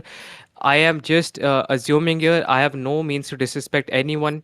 So please be calm, and if a koi disrespect हुआ है to either Learn or Viper or anyone else, I do apologize. I am sorry for that, but I didn't mean it. I don't want this to be another controversy happening. We all love Godlike, and I think Abyss does come through for his team. Chill karo yaar. I am just being I am just being casual, guys. I don't want to be getting into this, and again, no disrespect. Both are amazing and great players, and we did see that in this match. Chad, offense mat lo, and especially Learn Bhai and Viper. ठीक है, both are amazing and great players. मैंने ये पहले भी एक बार controversy हो चुकी थी. I do not want to make this happen again, और ये होना भी नहीं चाहिए. ठीक है. Yes, guys, chill karo. I was just praising them. It might sound बोलते हैं ना on the offensive side a little. I was just praising Learn over there. ठीक है, शायद से wording का problem हो गया होगा. Don't worry. He is a goat and he is the greatest of all time. But anyways, jumping back to this match and the highlights itself, we did see that it was an initial forced approach from the team of I7. Have even on the defense side, they did uh, straight away go for the graveyard approach. सीधा godlike के spawn में जाके they wanted to have you can say a unexpected approach. I mean, godlike would not be expecting such approach coming in from I7 at least in the first round itself. But Prevail just had to play the spoiler with those starting three picks and Abhiski sniping in the game as well, shutting down the players one by one. I mean, value थी यार. Guys, chill karo chat. I know there's a delay on the stream, but let's move on the scoreboard. We have Abiz being the MVP from the team of Godlike, 15 kills, 8 deaths. Warden in second with 12 kills, 6 deaths. Learn in third with 10 kills and 11 deaths. We have Float being the MVP, 9 kills, 11 deaths from the team of I7. Aegis in second with 9 kills, 10 deaths. And Nix in third with 8 kills and 11 deaths. Okay guys, okay. एक चीज को लेके वापस बोलो. Please stop with this learn का thing. ठीक है. मैंने बोल दिया है. It was just a mistake. I am not sure who is playing और कौन नहीं खेल रहा है. If it's learn, it is all good. What? Okay. हाँ.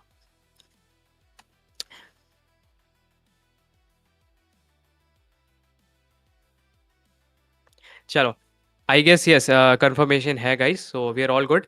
Nothing to worry about. We are going to be focusing on the map 3 standoff control itself.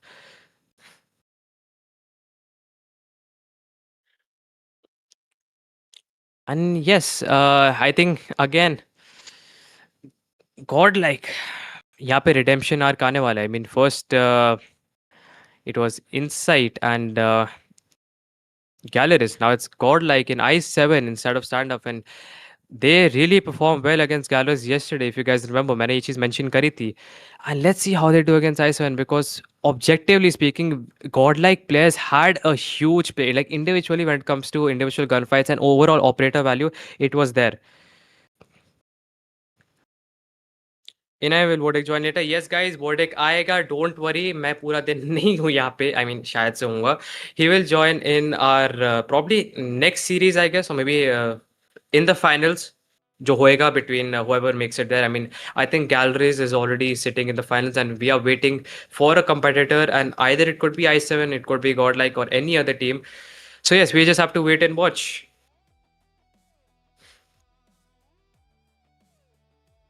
But yes, ये chat तो भाग रही है एंड लो का चल रहा है डोंट वरी गाइस देखो I will explain something to you right बोर्डेक्ट is in America and there and he is approximately 10.5 hours behind तो उसके वहाँ पे सुबह हो रही है सुबह मीन्स अर्ली मॉर्निंग मतलब when we would he is I think he cast around 8 या 9 फॉर दिस अगर हमारी शाम होती है right so it's like if it's 7 for us in the evening तो उसके वहाँ पे it would be something like 8:30 in the morning So he is very hardworking. He's a great caster, and I do see him as a person जिससे I could learn a lot from. So guys, थोड़ा time दे दो. We have started from 3. That means it's like 4:30 in the morning for him or something. So let him get some rest. He will join us. He had a long session yesterday with casting because after he finished off the Indian summer qualifiers, he did the US one. So he's gonna be back. Don't worry. Don't ask questions. He will join us. I'm pretty sure.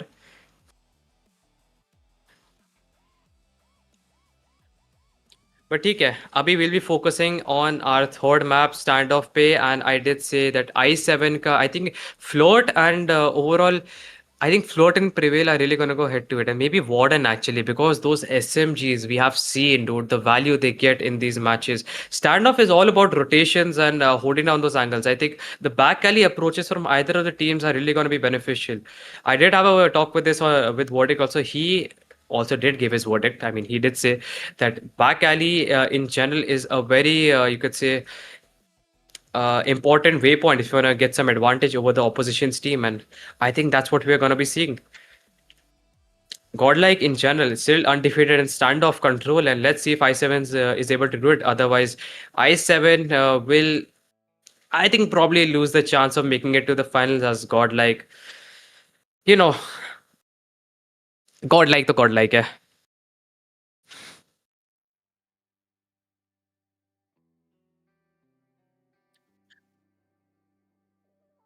But yes, chat पे ध्यान दे रहा हूँ and everybody is just keep on spamming कि सब लोग मजाक बना रहे हैं इस चीज़ का.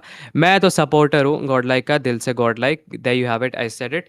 तुम लोग को जितना रोज करना है करो, मेरे को जितना बोलना है बोलो, मजे लेने हैं ले लो. But guys, again don't disrespect the goat itself. एक बार हो चुका है, वापस से वो दिन नहीं लाना है. एंड हाँ, just believe that we have it in the bag. We are gonna get the trophy. We will be winning the WC this year around. Godlike कर पाएगी. And वो that level of performance we did see in the stadium from Godlike against one of the best teams. World champs को उन्होंने 3-0 में हराया था भाई. There something to be looking at भाई, something to notice.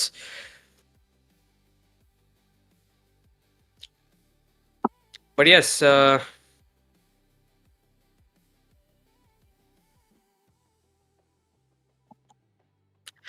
yes, guys, we will be starting in approximately 30 to 1 minute, and I also do need a break. मैं बहुत time से सोलो कास्ट कर रहा हूँ. I really wish Verdict was here. Don't worry, guys. I know you want Verdict as well. मेरे को भी चाहिए, but we will just have to wait.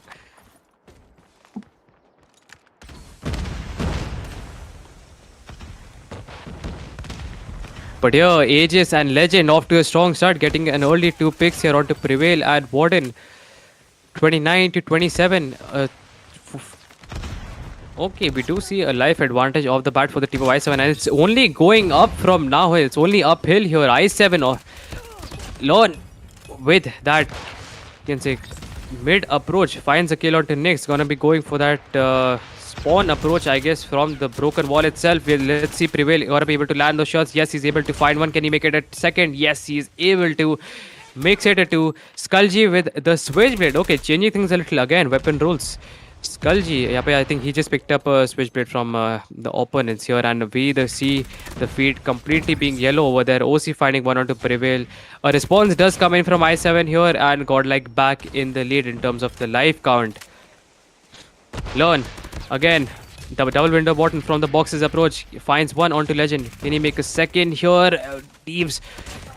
Yes, finally gets that kill onto OC as well. He was less than 10% HP over there, and I don't know why he actually re-engaged. And Legend, that close range quarter gunfight with that shotgun, finds a third onto Prevail. 16 to 10. Last 10 lines remaining for the team of I7.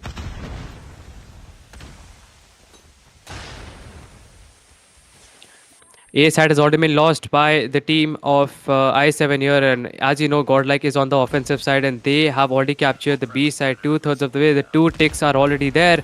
We have learned with the Pred missile onto Legend. Nyx with a mid approach, again unable to confirm.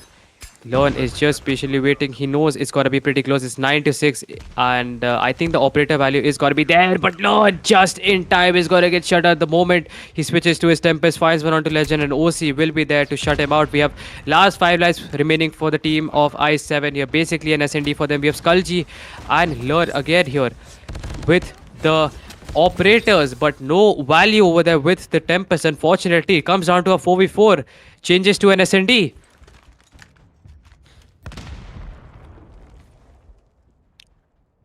Needs to be checking the granny top here as we have Float. She could go absolutely huge. Age is fighting the first onto Warden. Life advantage favors the team of I7. Tempest is out for Float as well. No mistakes to be made. No, perfect play from Float with that Tempest. No mistakes to be made, and there we go.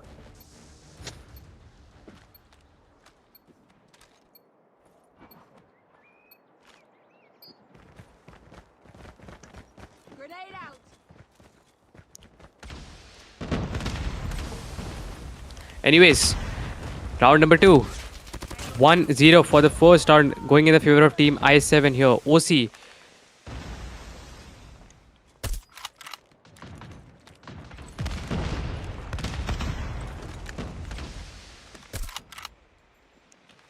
At 26 to 25. Not a lot of things. There's smokes in the middle of the map. We do see not quite rotations coming in from either teams. Yeah, Warden does take out his Sparrow over there, finds a quad by the way. Abyss with the Tundra shuts down the fifth, and we do have a complete wipeout coming in from the team of Godlike here. I7 on the offense side this time around. Being patient, they know for a fact that they have been pinned down here, and Lone needs to again go huge in the back alley itself. And Legend with the R9 with just a single tap is going to take down Lure over there. Prevail just trying to find some players here in the back alley. Moving back and forth here. Lone finds another on the head glitch. Oh my god, OC, those quick scopes are gonna land here. Shuts down Abyss over there. Takes down Lone as well. We have 13 to 17. Godlike still do have a life advantage. Abyss, what an accuracy from again on that head glitch. It's like absolutely no big deal for them. Warden finding one or two floor. I7 in a much worse position. Double the life advantage for the team of Godlike, and no progress on any of the objectives. And this is going to be putting them in a rough spot, as now the scoreboard is going to be 1-all.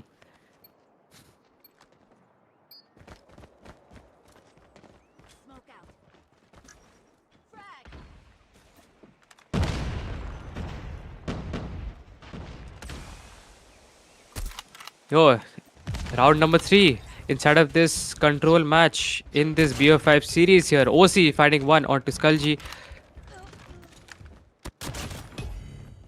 Prevail making an approach again, finding a 2.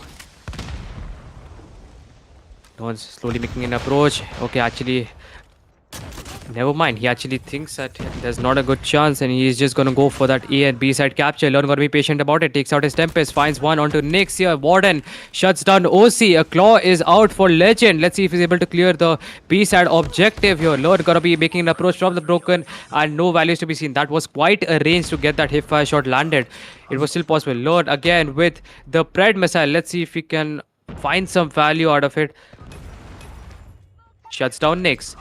A side already captured here from the team of Godlike, and we have a single tick here on the B from Godlike itself. I mean, there's 8 lives advantage and not a lot to be seen. Prevail. One by one, shutting down the players from the team of I7. Gonna be holding this corner. And a base again. Huge kill with that SKS. Stops that backstab here. Legend making an approach, shuts down Prevail. Again, this is not looking good. They are going to go for rotations. Probably backsteps would work, but as you see in the mini map, yes, the team of I7 is in full control, and Godlike with Prevail with that equalizer finds one, gets a second, makes it a third actually. It's 2/3 of the way already captured. Goes for that factory top kill, but that's not gonna be coming through here. A bit of a lag as we see, my guys. There might be a quality drop here on the stream, but that's gonna get fixed. And 2-1 on the scoreboard. It's not over yet. Ready up.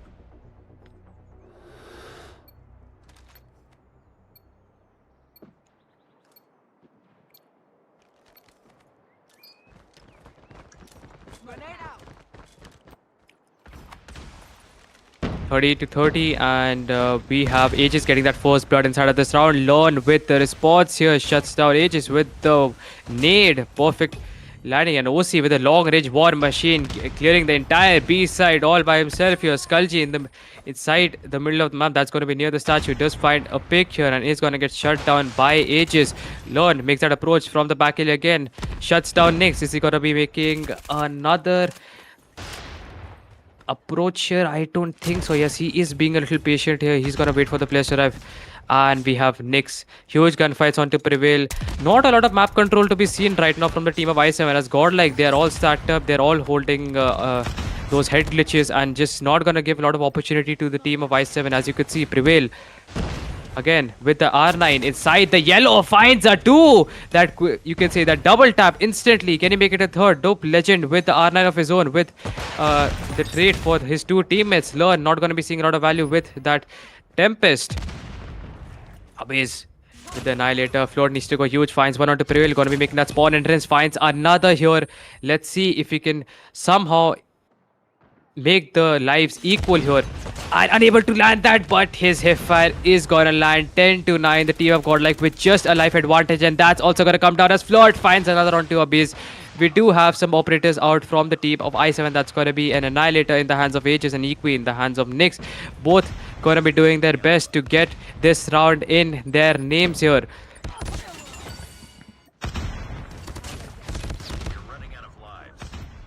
Last 5 lives basically changes to an SND here with just 8 seconds remaining. We have Abyss finding first. Aegis gets the trade. Lon shuts down Float. We have trades coming in from both sides. A 2v3 situation for I7. And wait, Lon needs to get that. And Nyx with the melee shuts him down. OC taking down Prevail. And now left with a 1v2 situation. Skullgy has no idea that the player is right behind him. Finds one and gets a second. Skullgy. Bro. There is no way he gets that 180 turn over there. Holy crap, dude. That was an intense match in the end. It comes down to the last, you could say, 4 to 5 lives every single round. And Godlike still on top here, still dominating. I7 with those close calls. I mean, this was pretty close. I mean, the score was 3-1, but in terms of lives and how these rounds went, I7 almost took down Godlike over there.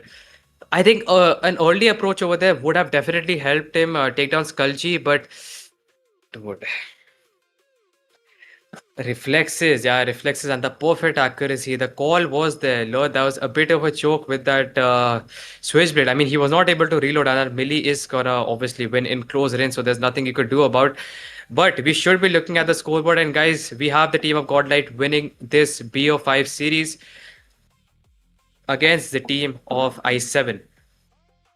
And in just about a second or two, like I said, I am just very excited to see the scoreboard. And I'm telling you, I think with the performance we are getting to see from I5, when it comes to overall top five fraggers, we should be seeing some of the players from I7 like Float, maybe Aegis, maybe Legend, Aegis, Nyx. It could be anyone, honestly. But yeah, we have Prevail being the MVP with 27 kills, 24 deaths here. The MVP from the team of Godlike. Lon being the with the most amount of kills, 30. The only player who reached 30 kills inside of this match with the least amount of deaths, by the way. 13 deaths? That's all. We have Warden in third, 21 kills, 21 deaths. Pretty even, I would say. Moving towards the team of Ice and Float with those huge Tempest plays. Did his best, but not gonna be enough to defeat the team of Godlike here. 23 kills, 22 deaths. We have OC in second with 19 kills, 17 deaths. And Aegis in third with 16 kills and 19 deaths. What a game. What a series. And guys, as of now, I don't think we have a lot of update, which is we don't know which is going to be our next BO5. But if I had to take a random guess, I think it's gonna be Godlike again with sub team, and I think probably Insight or ETS. I am not so sure. I haven't checked the brackets, but pata chal jayega. But I hope you guys enjoyed. And before this, we did also have another BO5, that was Galleries and the team of Insight. So if you haven't watched that, we are going to be going on a break. So while that happens, why don't you just go and check out that series, because that was, I would say, nonetheless pretty interesting to watch in my opinion. But yes, we'll be back in just about 5 to 10 minutes approximately. So see you then. See you then, guys. See you then. Milte hain. I just got another update.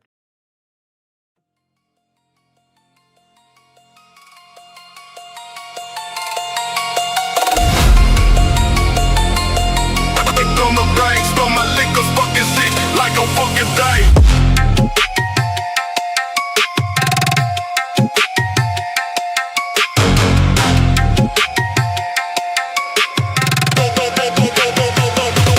How my bitch up.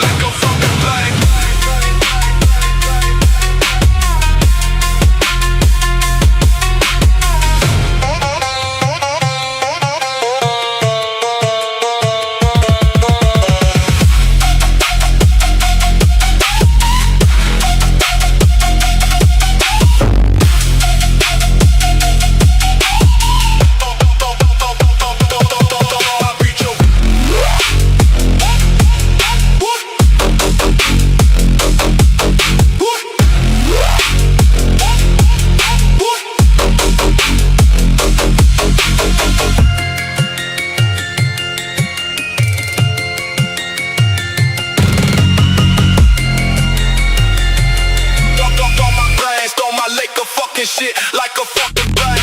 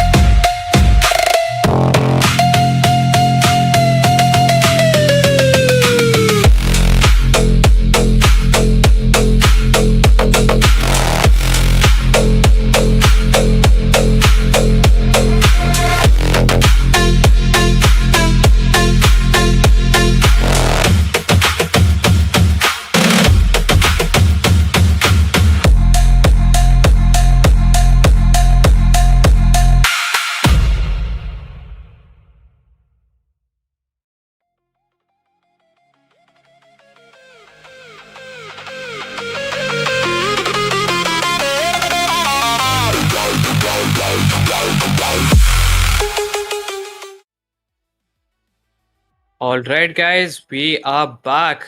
I mean, भाई बहुत ही crazy BO5 देखने को मिला था with those 3-0 on the scoreboard with Godlike not giving the team of I7 to win a single match in this BO5 series. And yes, guys, थोड़ी confirmation भी आ चुकी है. Godlike का match अभी ही होने वाला है in just about 10 to 15 minutes. I think अभी start हो जाएगा थोड़ी देर में. ज़्यादा टाइम नहीं है. And उसके अलावा there's also a confirmation. I know you want to see it. Vortic will also be back for the finals. जिसमें let's see who is going to be winning. But let's take a look at the MVP. We have Warden being with 77 kills, 27 deaths, 33 assists, 10,953 score. Yeah, what a player. I mean, his performance recently has been incredibly good. I mean, switchblade ke saath one after the other with those the feeds he gets and the plays he makes, definitely really deserves it. I mean, not much to say over there.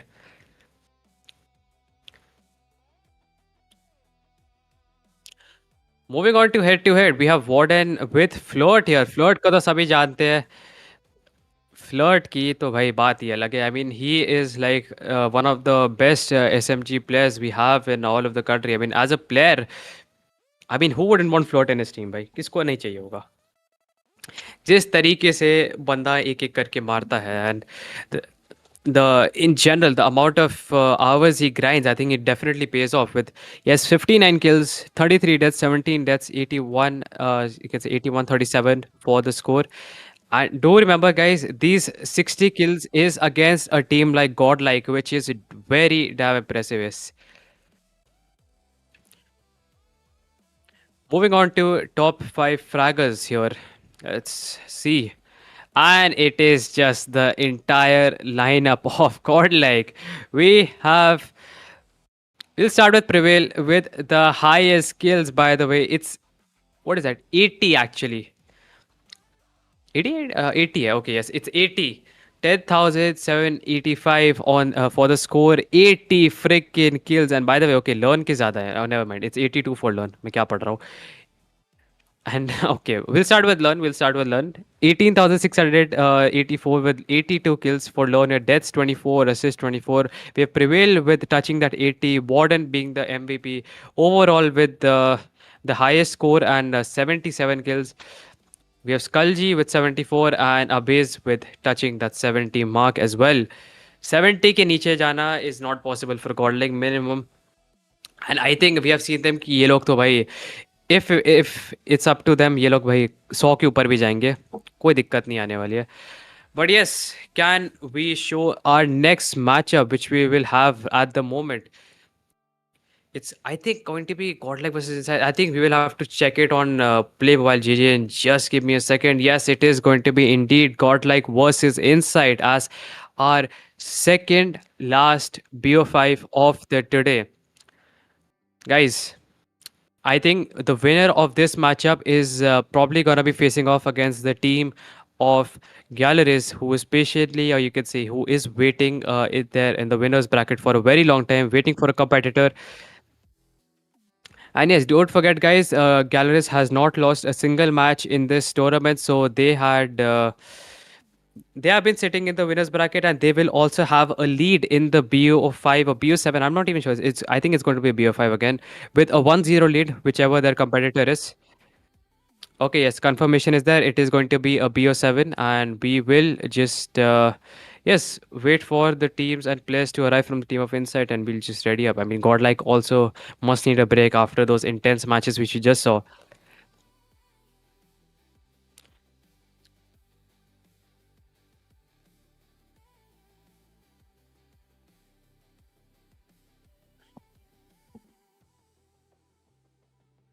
भाई तू पागल है क्या यार?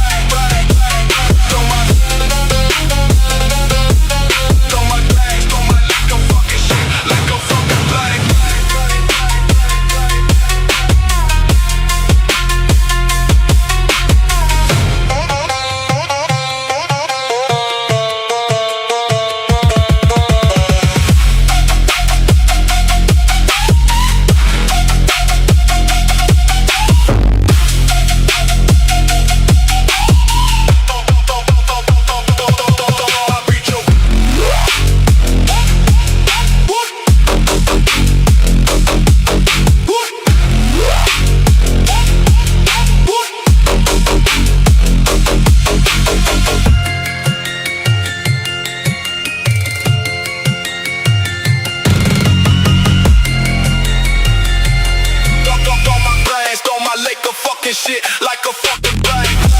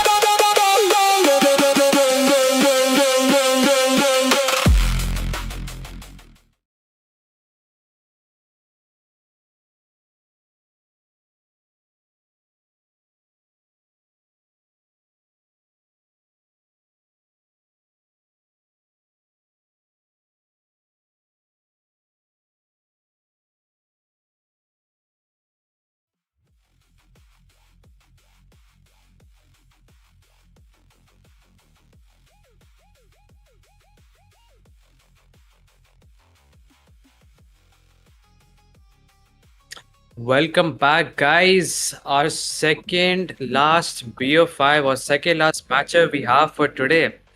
Inside, securing at least the third position, or who knows, could be second, could be first, you don't know.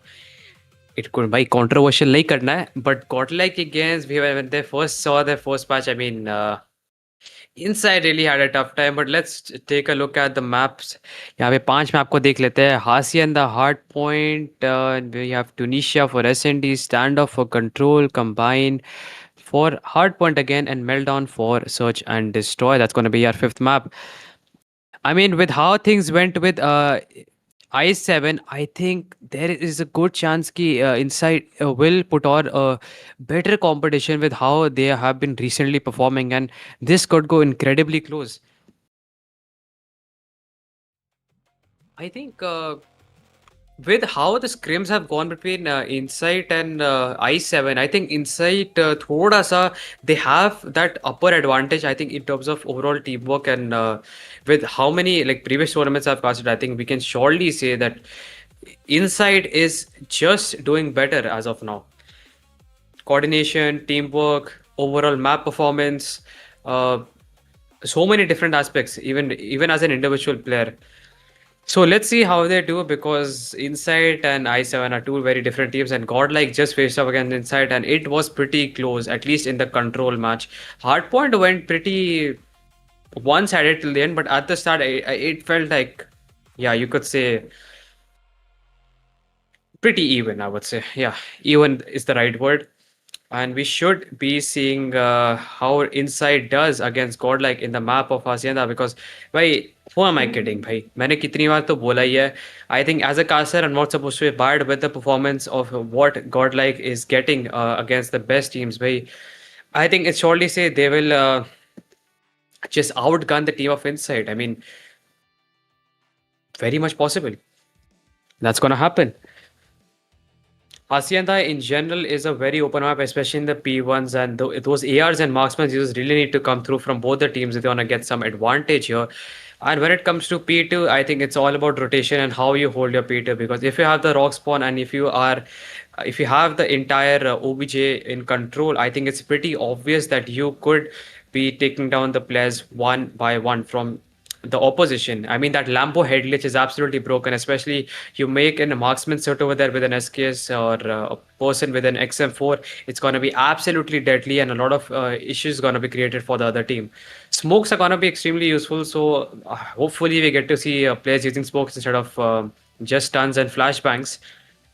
And then talking about P3, I think it's all about that office control. It does give you a better sight and, those well rotations from first OBJ to office top hop up. I think that's also incredibly important to do.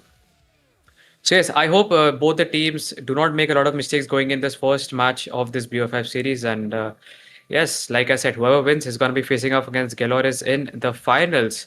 So we will just have to wait and watch. But if I have to ask you guys between the two teams, which one are you supporting? दिल से तो God like सब बोलते ही है but insight को यहाँ पे I think spam भी आना चाहिए because insight is also a top 5 top 4 team maybe top 3 who knows in the country as of now so let's see और बताओ I hope everything is going well and guys I will just mention this again. Do follow FSN Asia down below. Do subscribe. Do check them out on Insta. Do join the Discord server if you like to take parts in tournaments and if you want to be updated with all the new events upcoming for maybe CODM or anything else. Do check them out. And if you haven't watched our previous BO5 series, which was between Godlike and I7, that's Imperial 7, go check it out again. And before that, we had Galleries versus Team Inside. Inside is again going to be playing here this time around against a team like Godlike. So, two T1 teams in one day, that is pretty tough and actually a great practice that the team of Inside is getting. They would be pretty pumped up in my opinion.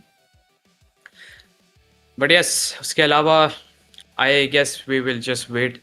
I think यहाँ पे Inside के players are still yet to join. Maybe Godlike के तो थे, but they are probably taking rest or maybe just deciding their loadouts. Hmm.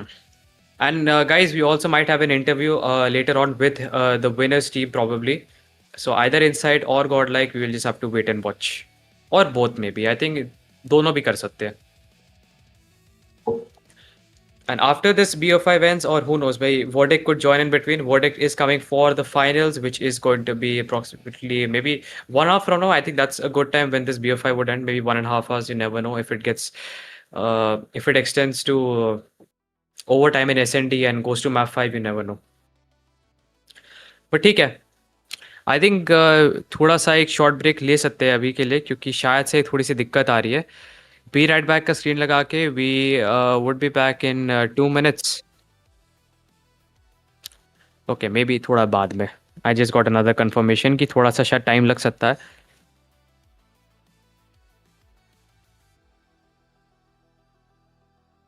हाँ तो wait करना ही पड़ेगा. It's already 6:20 and I mean we did take approximately an hour का break बीच में. But if you just want to go through the maps again, just go ahead. Take a look at it.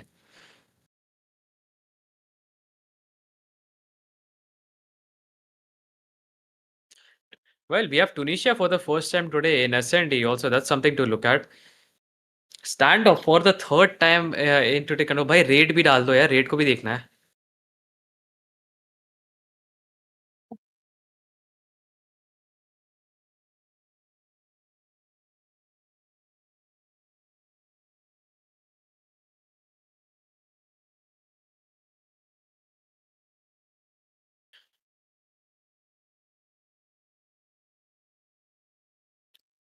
By the way, guys, if I have to also say this, we have not seen map 4 today, not even once in those previous two BO5 series. I mean, it was Galores versus Inside, it was a 3-0, and Godlike versus Imperium 7, again a 3-0. So hopefully this time around we do get to see a map 4 or a map 5, and Inside really uh, give the team of Godlike a good competition here, because we are here just to improve. And I don't think there are a lot of teams. I mean, money is just a plus point, but I think most of the teams participating in these type of tournaments is just to get better and having those opportunities to play against the very best.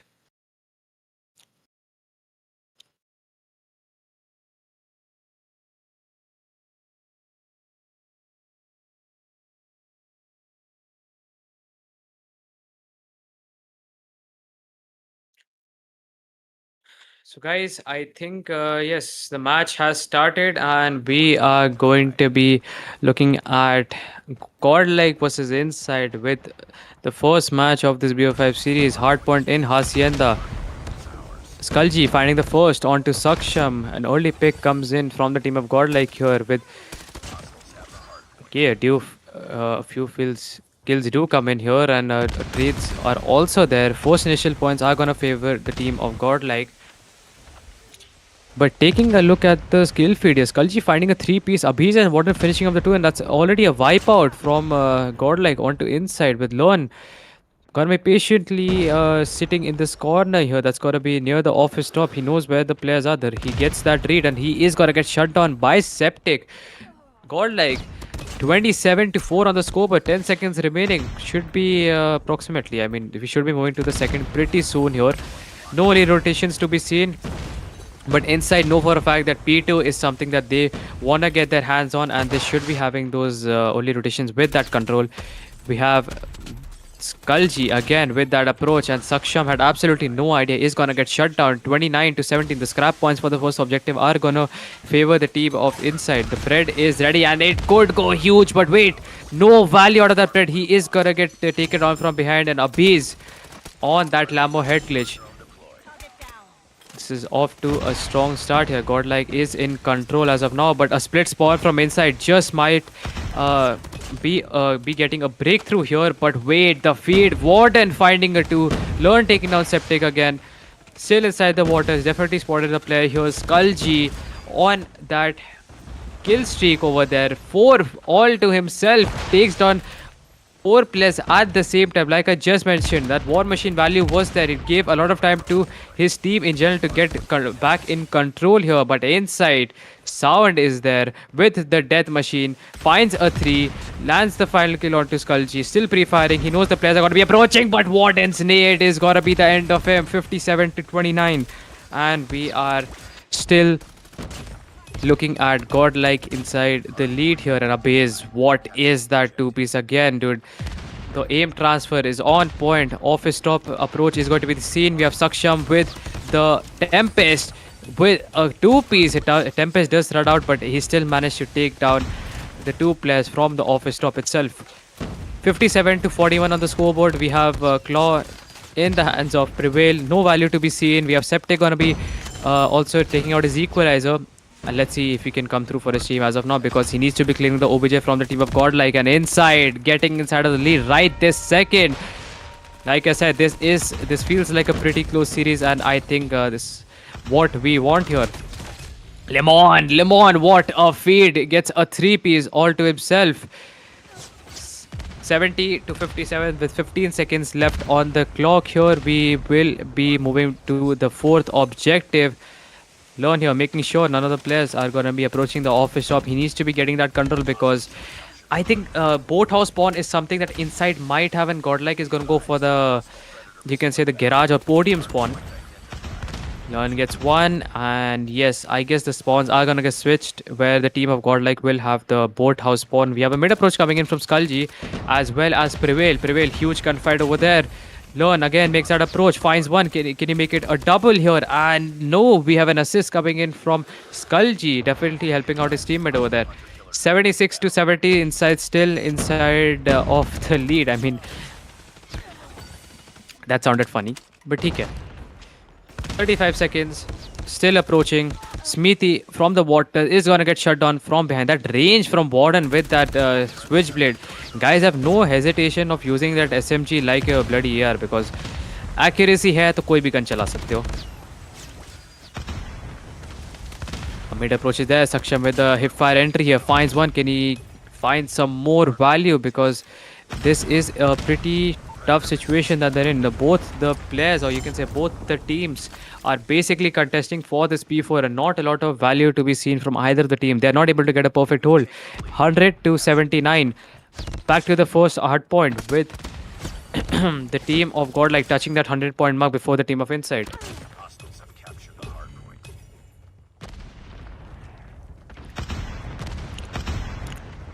Abiz takes out his death machine. This is the moment of truth if he's gonna be able to get some value here. We do see one. Can he make it a double here?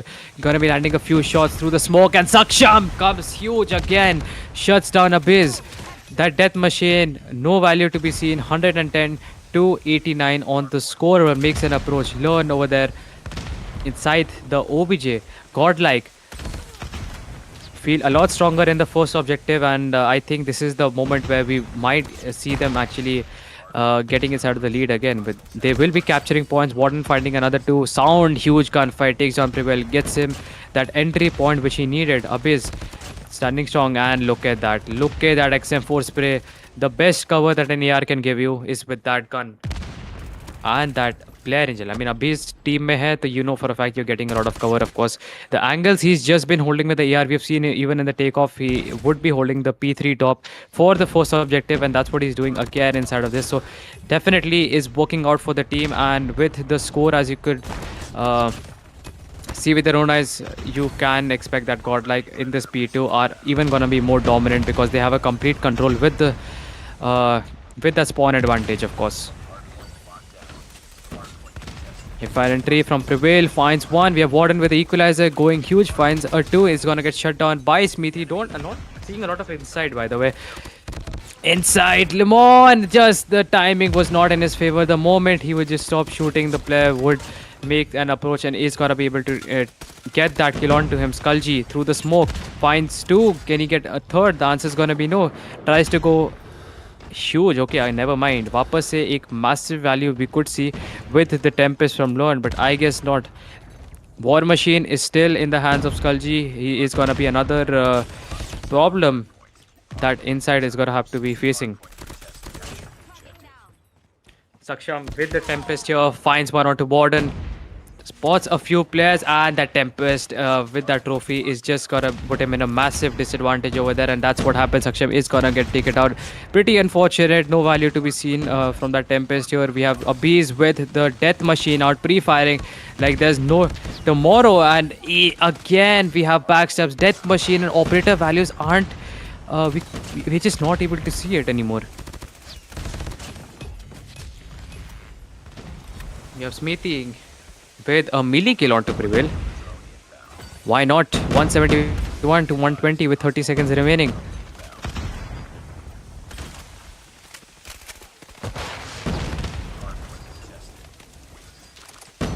Sound here.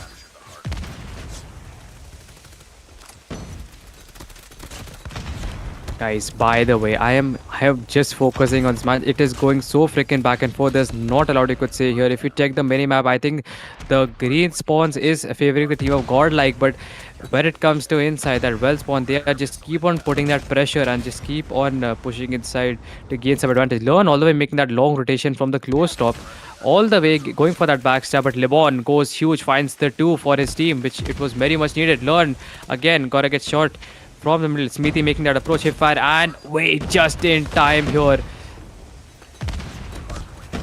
We have Warden from the waters makes an entrance here. That hip fire, but Septic with that perfect gunfight. We have 2 operators out from the team of inside. Sound needs to go huge, and through the smoke is gonna get taken down by Lern.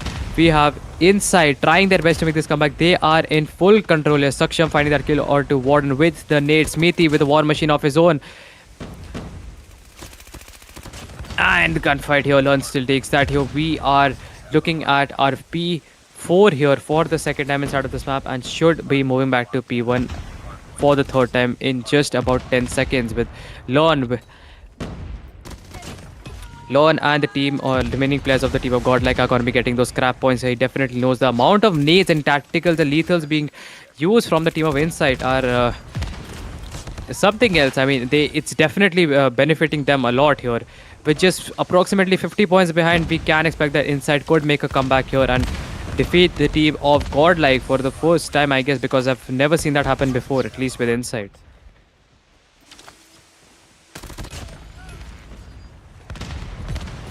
Approaches are there with 40 seconds remaining. 153 to 207. The first objective in general. It always favors Godlike with the amount of like the playstyle they have and how they position themselves. But inside, really need to think this through, because it's never gonna matter more than this. 215 and Inside are in control here. The feed is blue. They are getting those kills. It is benefiting them, but for how long, that is going to be the question. As just 15 seconds remaining, we should be moving towards the second objective here, and Inside now is the only chance.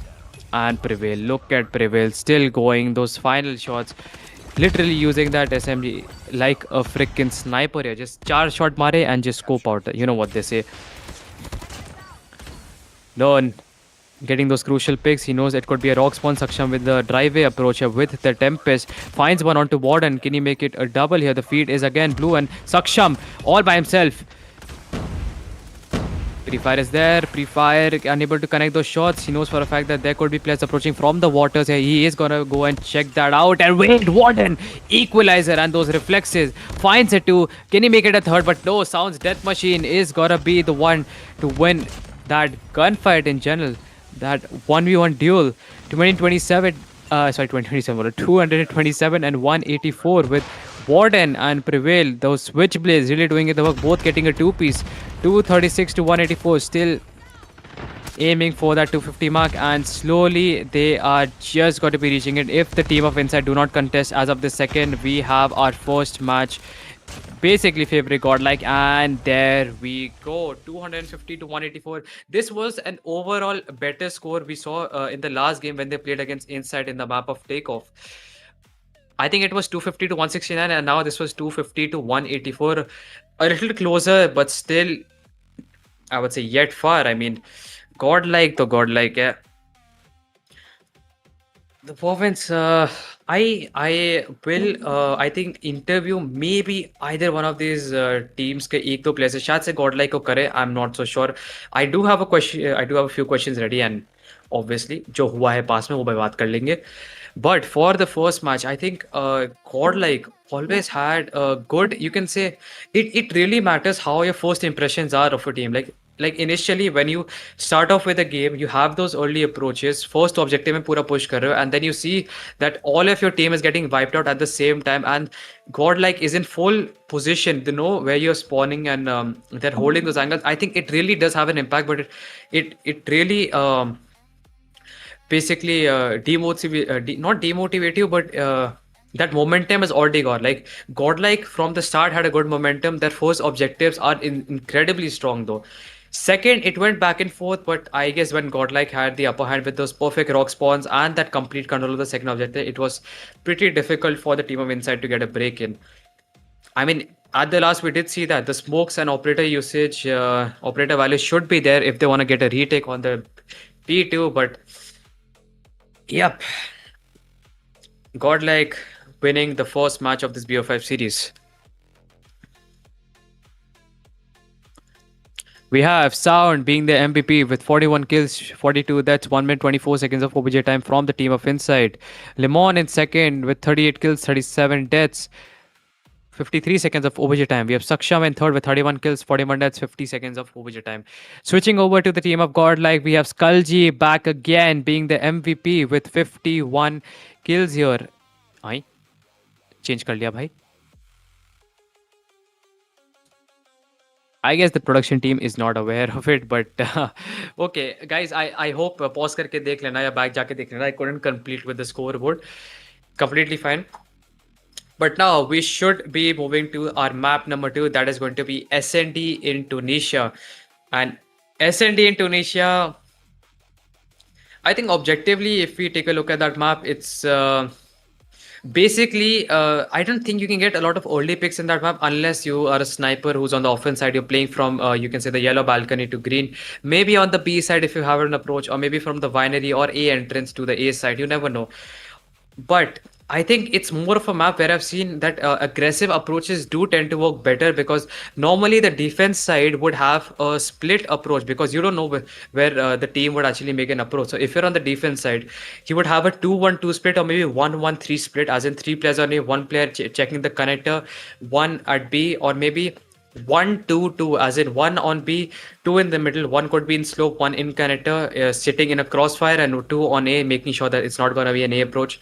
So yeah, a lot of strategies could be used. A lot of spots are there for wall banging, and anything could happen. But today, Godlike versus Inside, I mean, Inside playing against Galeries today, I didn't see a lot of performance come out of them. I think it was just the map, or in general, the playstyle would not favor them. Let's see how they do against Godlike. If they want to assume, I mean, let's take a look here. Tunisia, SND.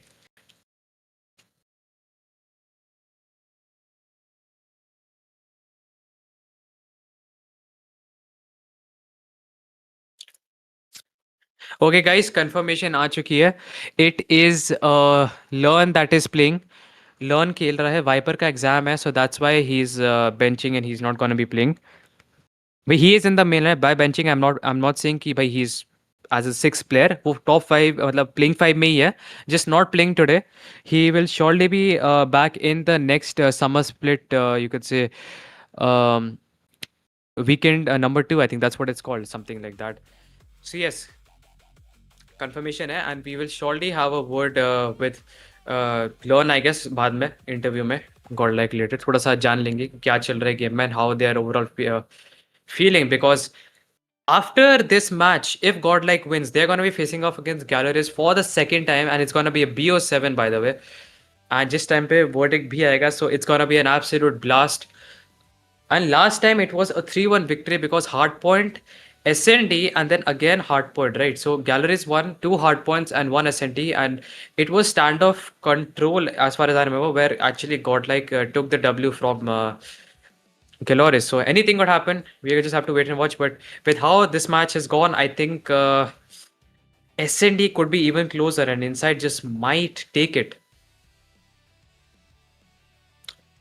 What are your thoughts, guys? Batana chat mein. I think we can have a small discussion. I mean, once in a while, as a caster, I'm not supposed to see the chat, but देखे बिना भी नहीं रह सकते. I'm not gonna respond as much, but I am active, so don't worry. A lot of people are writing 3-0. Anything could happen. Personally, मैं बोल रहा हूँ. Godlike in general is a very strong team, but भाई inside को कम मत समझो. I have seen them go from a 3-0 victory to a 4-3 in a BO7 series. They are बहुत अच्छी टीम है. And ऐसी भाई, we are not saying top 3, top 4. Look at the gunfights they just had. I mean, we had, it's not like even one of the players from Godlike was like on a good level. Like none of the players from Godlike was even popping off, if you know what I mean. Like you would see Warden and other players completely going on 6 to 7 kill streaks and absolutely um, crazy. But यहाँ पे against Inside we didn't get to see that because opposition में Inside की team is also very strong in terms of individual gunfight. But right now we are in Tunisia, SND, and it's already a 1v4 situation. Lemon, the sniper man, all by himself. This was an aggressive start here. I think yes, the Warden does get the read, and we already have a 1-0 on the scoreboard. That was like less than, what, less than 30-40 seconds in this first round? Godlike, not to be messed with and not messing around today. Destroy the objective. This is literally like a practice match for them if they win this, because either way, for Insight and Godlike, this is both of their, you can say, second match of today. So whoever wins is going to be facing off against Galleries, and I guess हाथ तो बैठा ही होगा सबका, but Prevail with the first two inside of the connector. Shots, wait, Warden from behind. Saksham not gonna be able to confirm that kill onto Prevail. Gonna be checking the corners here, and what a cover here, Abiz. Even though Smithy did take down Prevail over there with that R9, that instant quick scope is gonna shut him down. Lemon finding first onto Skulji inside of the connector. Definitely spotted a player. Let's see if we can get this one. We think the chances are pretty low. Makes that approach. He has no idea. Both the players are completely prone over there, and this is something no player from any of the teams would expect.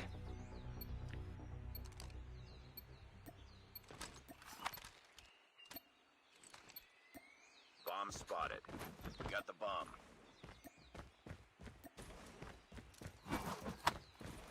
We have an aggressive B approach coming in from the team of Godlike here. We have two of the players from inside making sure it's not supposed to be a B approach, but we have Prevail. Mid approach is there. That cutoff comes through here. Sound is already going to get shut down. We have Lemon getting first out to Warden. Prevail with the trade. And Skulji with that perfect timing gives that cover. And look at Prevail. Absolutely huge. 3 players.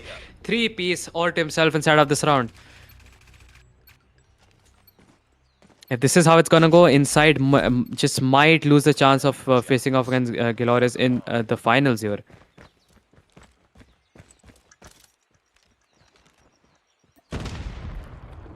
Mid approach is there, Septic. I don't think it's going to be a good idea here. And look at the split I was talking about. It's going to be 1-2-2 as two of the players are going to be holding on to the A side. Prevail already takes on Lemon. That is going to be B. B side control has already been lost by the team of Insight here. Warden makes an approach. Abiz gets another. Warden also a second to his name. It's a 1v5 situation for Sound. And let me just tell you, without losing a single life, it was a flawless round for Team Godlike.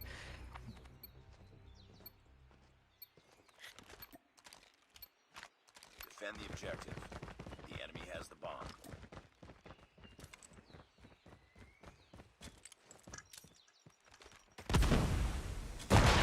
We have again an aggressive approach. Smithy needs to go huge. Got check. Corner is gonna be checked here. Septic is already gonna get taken down. That movement from Prevail. Either it's a shotgun or it's probably. Oh, wait. What is going on? Skulji, 3-piece all to himself. I was just mentioning either it's gonna be a shotgun R9 in the hands of Prevail or it's gonna be switch. But either way, he's gonna be dominating. And Skulji with a 4-piece inside of this round. Single handedly carrying his team. 5-0. There is absolutely no way. My predictions were this could be way closer here as Tunisia is a map of coordination and godlike with those aggressive approaches with three of the players pushing at the same time to a singular bomb stand and two making the approach from the middle of the map. It's just working out for them. Look at this prediction from inside. I thought they would have thought that B would be the next bomb site that the team of Godlike would be approaching, but that's not going to be happening. They left the A side completely open and Sound with the perfect nade on to Prevail. 3v3 situation. Two players from the character here. Abyss already takes down Sound. Already live disadvantage for the team of Inside.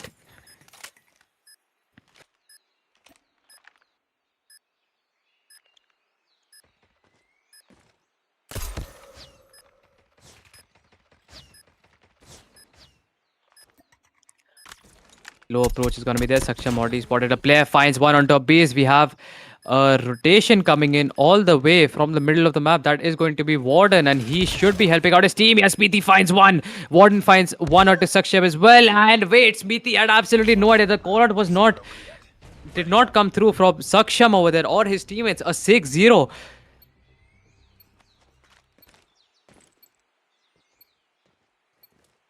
Destroy the objective.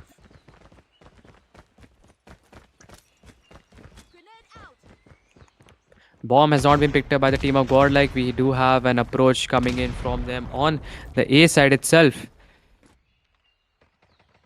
Prevail.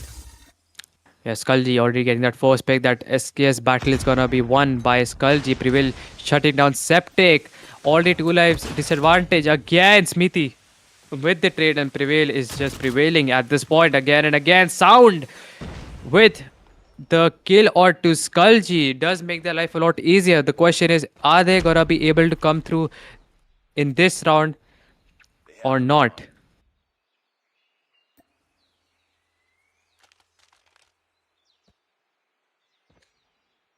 Prevail. Slow and steady approach. Already spotted a player. This is bad news. And we have Lemon getting shut down. 1v3 situation for Sound. Both, or you can say all three players are pretty close in terms of, keeping that distance. And that's done. And whatever that's done is already going to give his location. That SK shots are going to land. Abyss is going to know. He's going to be peeking it. And wait. An approach again from Prevail comes. And there's no hesitation with that shotgun at all.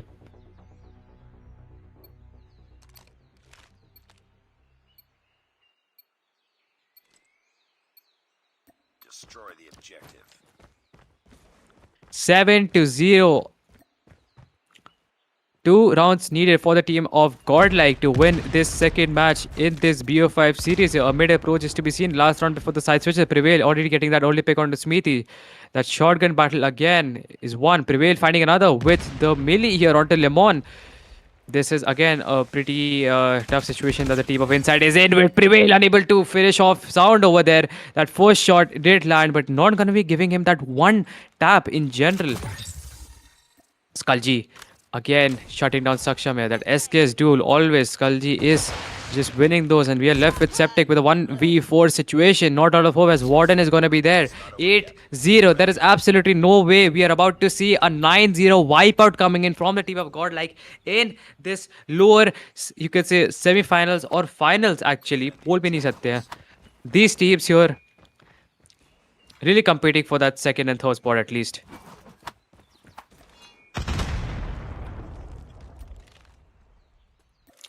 We have the side switch, the team of Inside having 3 players with that binary approach here, and Sound with the mid already shutting down Skulji here with the SKS. And wait, Sound finding another onto Lone.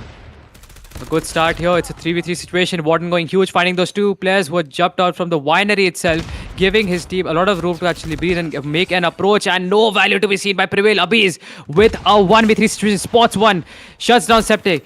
Can he get a second? Gotta be falling back here. Needs to be checking the rotations here because that is very likely to happen. Abyss. That flashbang is gonna connect here. Okay, that's gotta be a stun. Actually, the player isn't gonna be able to move. We have Abyss needs to be getting these 2 final shots landed, or finally we might see the team of Inside get around for their names. Abyss with their approach finds one. Can he make it a 2? And no, Sound gets that trade here. 8-1 on the scoreboard. Inside Not gonna be a complete 9-0 wipeout coming in from Godlike.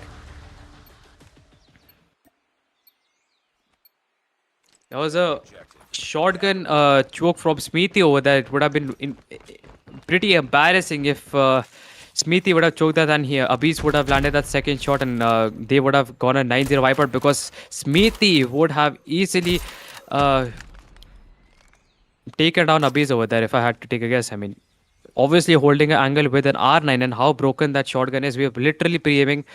I'm surprised how Abyss actually still got that kill.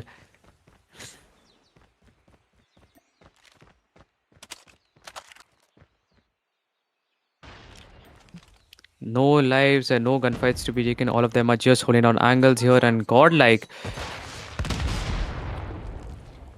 Saksha making the approach. I think Salji definitely has gotten that read. He is going to be pre-firing near this open here, and this is going to be Prevail getting that first blood inside of the round onto Septic as Kalji does land a shot onto Saksha Melimon with that movement with the sniper, and that's not going to be able to connect. And wait, Abiz, what is that? With the machine pistol, switches over, gets that quick scope, and now it comes down to a 2v4 situation. Bomb has been dropped inside of the yellow here, and both the remaining players from the team of inside gonna have each other's back, holding inside the winery where Prevail is making the approach with the R9. Smithy has absolutely no idea, finds one. Can he make it a double? Lone not gonna be approaching.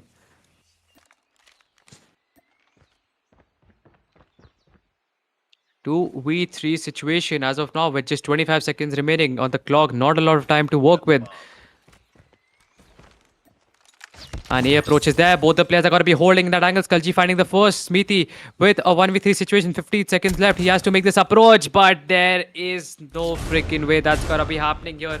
That clutch is not going to be coming through from Smithy as Skulji find the last two picks. And guys, there we have it. A 2-0 lead for the team of Godlike inside of this BO5 series. I mean, I was expecting it to be much closer. I mean, that was my prediction, but I guess Godlike had to do Godlike things. And inside, I think, guys, if you have noticed, it was always an approach from Godlike where three of the players would go to either A or B, and two would always approach from mid. I think it was probably Prevail with Warden, if I had to take a guess. Maybe. I think so, because Abbas is sniping. Then we have Lone, who's going to be backing him up, and Skulji with the SKS, of course. So yes, probably Warden and Prevail. Always having this mid approach is gonna be cutting them off, because if you think about it objectively, you will see three of the players from the team of Godlike, if they kind of create a diversion on the bomb side where the players are, it's gonna give an entire call out to the teams, and they are gonna be focusing on that very entrance of that singular bomb site, and then those two players, that Prevail and Warden, would always get a cut off and just have a separate approach, which would get them in the lead every single time. But yes, apart from that, let's take a look at the scoreboard, because I think we did see Abhi's or maybe Prevail with the shotgun with having the most amount of kills. But yes, we have Sound from the team of Insight. 7 kills, 9 deaths. Smithy in second with 6 kills and 10 deaths. Saksham in third with 5 kills and 10 deaths. We have Prevail being the MVP from the team of Godlike. 17 kills, 6 deaths. Warden in second with 11 kills, 5 deaths. And Skulji in third with 10 kills and 4 deaths. I have to mention this. Godlike, I mean, Skulji would always win those SKS battles against Saksham. And same as the case with Prevail. I mean, his shotgunning was again on point. He has been so dominant with the R9, no matter what game mode and which map it is. Smithy was really having a hard time actually facing off against Prevail. But I think with time that's gonna change. I think the players of Inside know they still have a very long way to go. And yes, Septic wasn't the best performance out of him. He, I think, definitely had a bad game. But I think that's going to change in Control. And I think, yes, it is standoff again, not Raid. I was really hoping some other map, maybe Crossfire Strike. But we have our third map again as standoff. And this is our third BO5 series.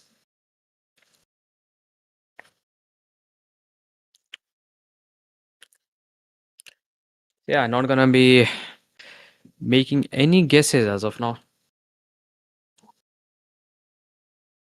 Standoff in general is a very strong map for Godlike, and I don't know how Insight's gonna do it. They will have to think of something.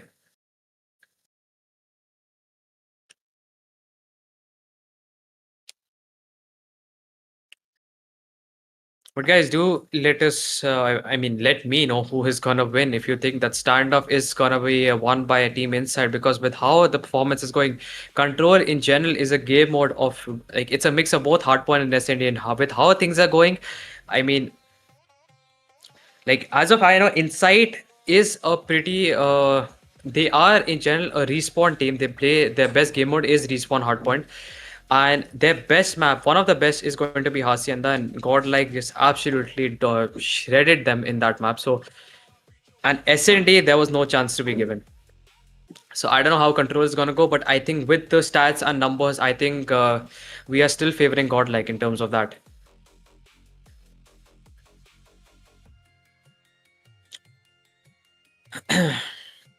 Hope to see a tough call here because again, this is, guys, the second last BO5 series of today. So if Inside does not win this match or any of the matches ahead in this BO5 series, they will not be making it to the finals against to face up against Galleries for the second time. It's gonna be godlike. Uh, Yesterday itself they did lose to a 3-1, and let's see if they can get a redemption today if they win this match against Inside. But before going and facing off against Galores, I think we will definitely also have an interview with him. So yeah, stay tuned, everybody. Okay, the match has already begun. We are a bit delayed here.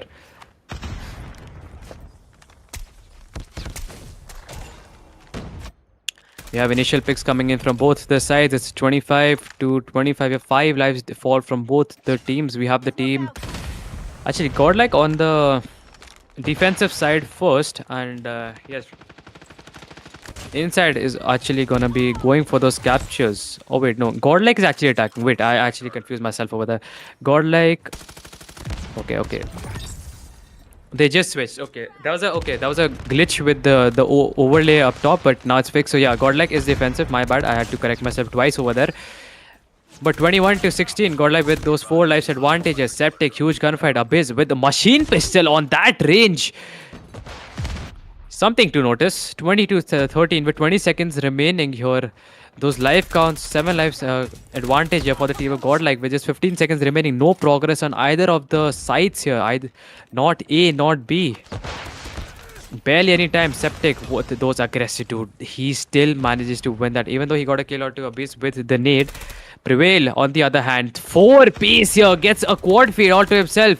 Septic going to be the only one approaching that B side, and just in time we get to see Sound giving cover. Just 2 seconds left on the clock with last 3 lives for the team of Inside. I think this is more than likely we could say that Godlike still dominating, still annihilating the opposition here with a 1-0 off the bat.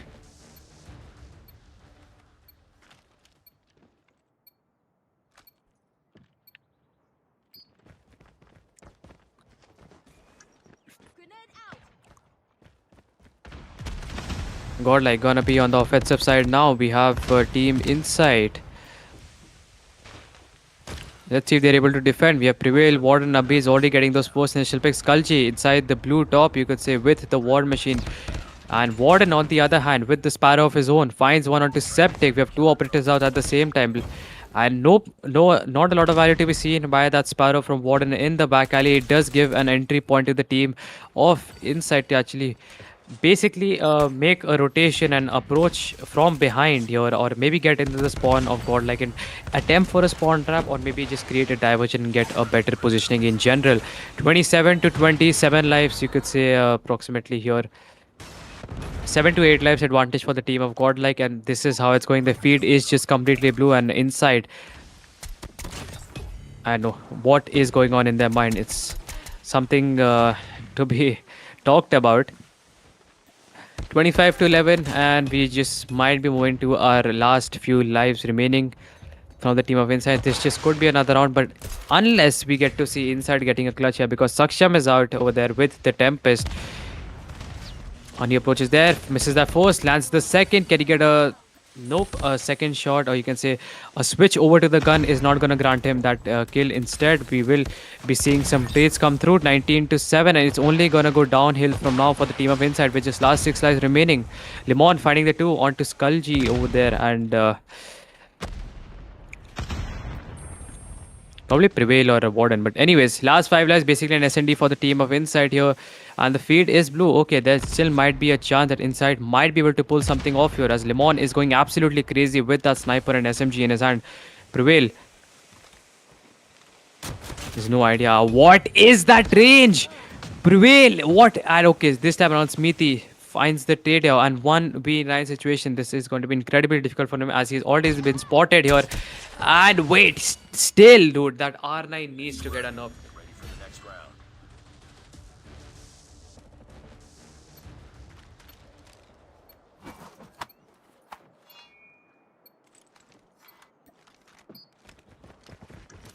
Grenade! Throwing smoke grenade.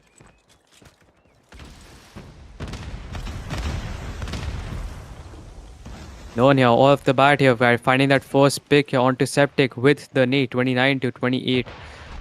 Life advantage right now does favor the team of God. Like the match, or you can say the round has just begun. And remember, guys, this is the last duo round for the team of Inside, because if they loses, they are gonna lose the entire BO5 series, and we will have our final match of today. That is going to be a BO7 between Godlike and the team of Galoris after this. But let's see if Inside is going to let that happen, because right now the life count is pretty even. It's not going back and forth here. But Abiz, Annihilator is out. Jump shot trying to be attempted at Lemon. I don't think that's going to be a good idea. Hey, look at Skulji. Look at Skulji, the angle he's holding. And what is that range from where he's shooting that war machine? 3 operators are out from the team of Godlike here. And it's only going to be putting the team of Inside in a bad spawn trap. Skulji still going with that war machine. Abhi still trying his best to land a few shots with the Annihilator here, but his teammates are just way too quick to get those initial picks here. Abhi is getting another, stopping that back alley approach. Time runs out. Just 20 seconds remaining, and not a lot of progress from either of the sides here from the team of Inside. Last 5 lives remaining. Warden still wins that against Saksham. And another, the spawn trap onto Septic, and we have ourselves probably, yes, we can call Warden finishing things off, a 3-0 victory. I think Godlike in general is one of the strongest teams, basically in the map of standoff, playing control. And as of now, yes, I do see confirmation that we are indeed moving to the grand finals after this, where Verdict will also be joining us. A BO7, to be honest. And about the match of control stand-up, I personally I don't have a lot of words, because it was just pure level of decimation coming in from Godlike onto Inside. There's nothing much you could do. It's just individual gunfights, overall coordination, positioning, and I think it's just more about how much of a raw gameplay you have in stand-up. I think it's always single player that happens, because I always see Prevail, Warden, and maybe Learn as well going for those rotations and with those SMGs. And same is the case with Inside, with Septic, maybe Smithy, and probably Sound going with those rotation with those Switchblades. The value is there. But let's take a look at the scoreboard. I just want to see what is going on over there, at least.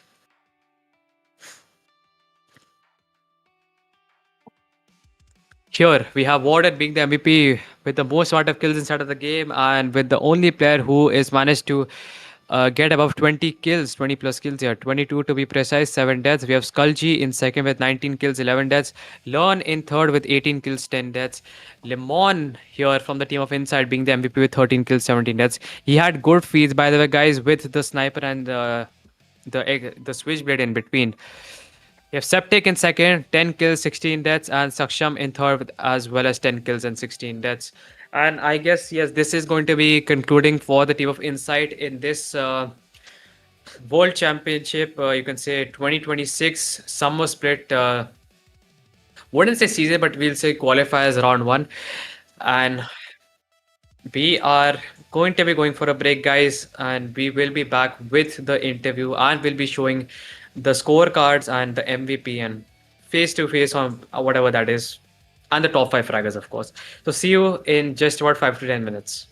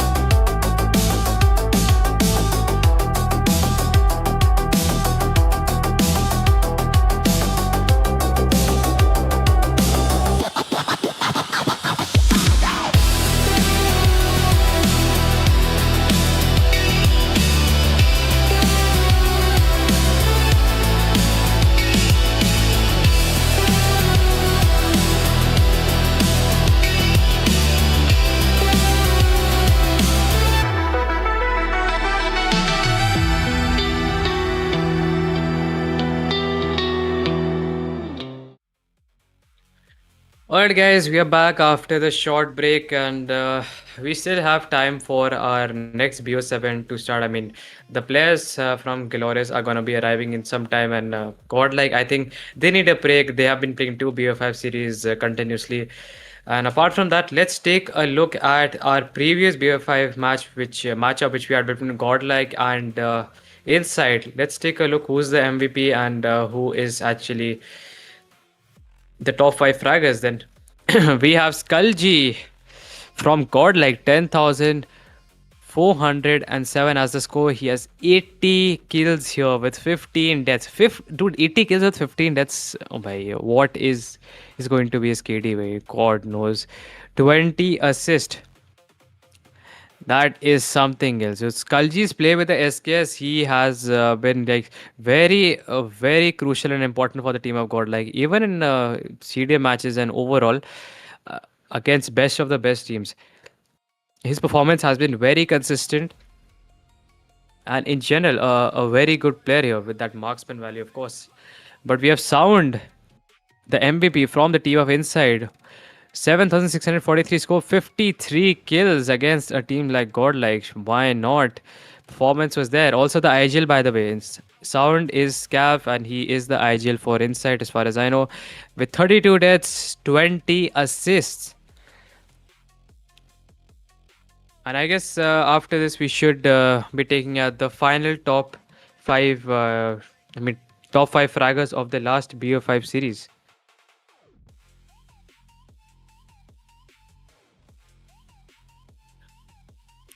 We have Skulji with the most amount of kills, like I just mentioned here, 80 kills with just 15 deaths. Dude, that's something else. I could never get over that. We have Warden on the other hand at the same time. Uh, okay, I guess we have someone here with us.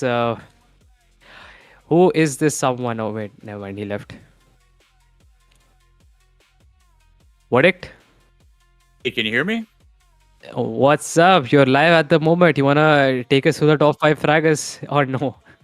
I'm gonna need to reconnect to the VC. I sound.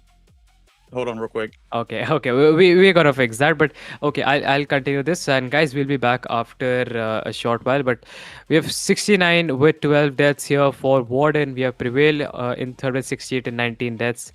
Then we have Abyss with 64 and 8. And talking about Lemon, the only player here from the team of Inside who actually made it into top fraggers apart from the team of God. Like here, huge respect to Lemon here. And yes, guys, we have Verdict with us. We will be back. We will be conducting the interview in just about a second or two where Verdict connects with us. And I probably Learn is going to be joining us again. So, yeah, we'll be back.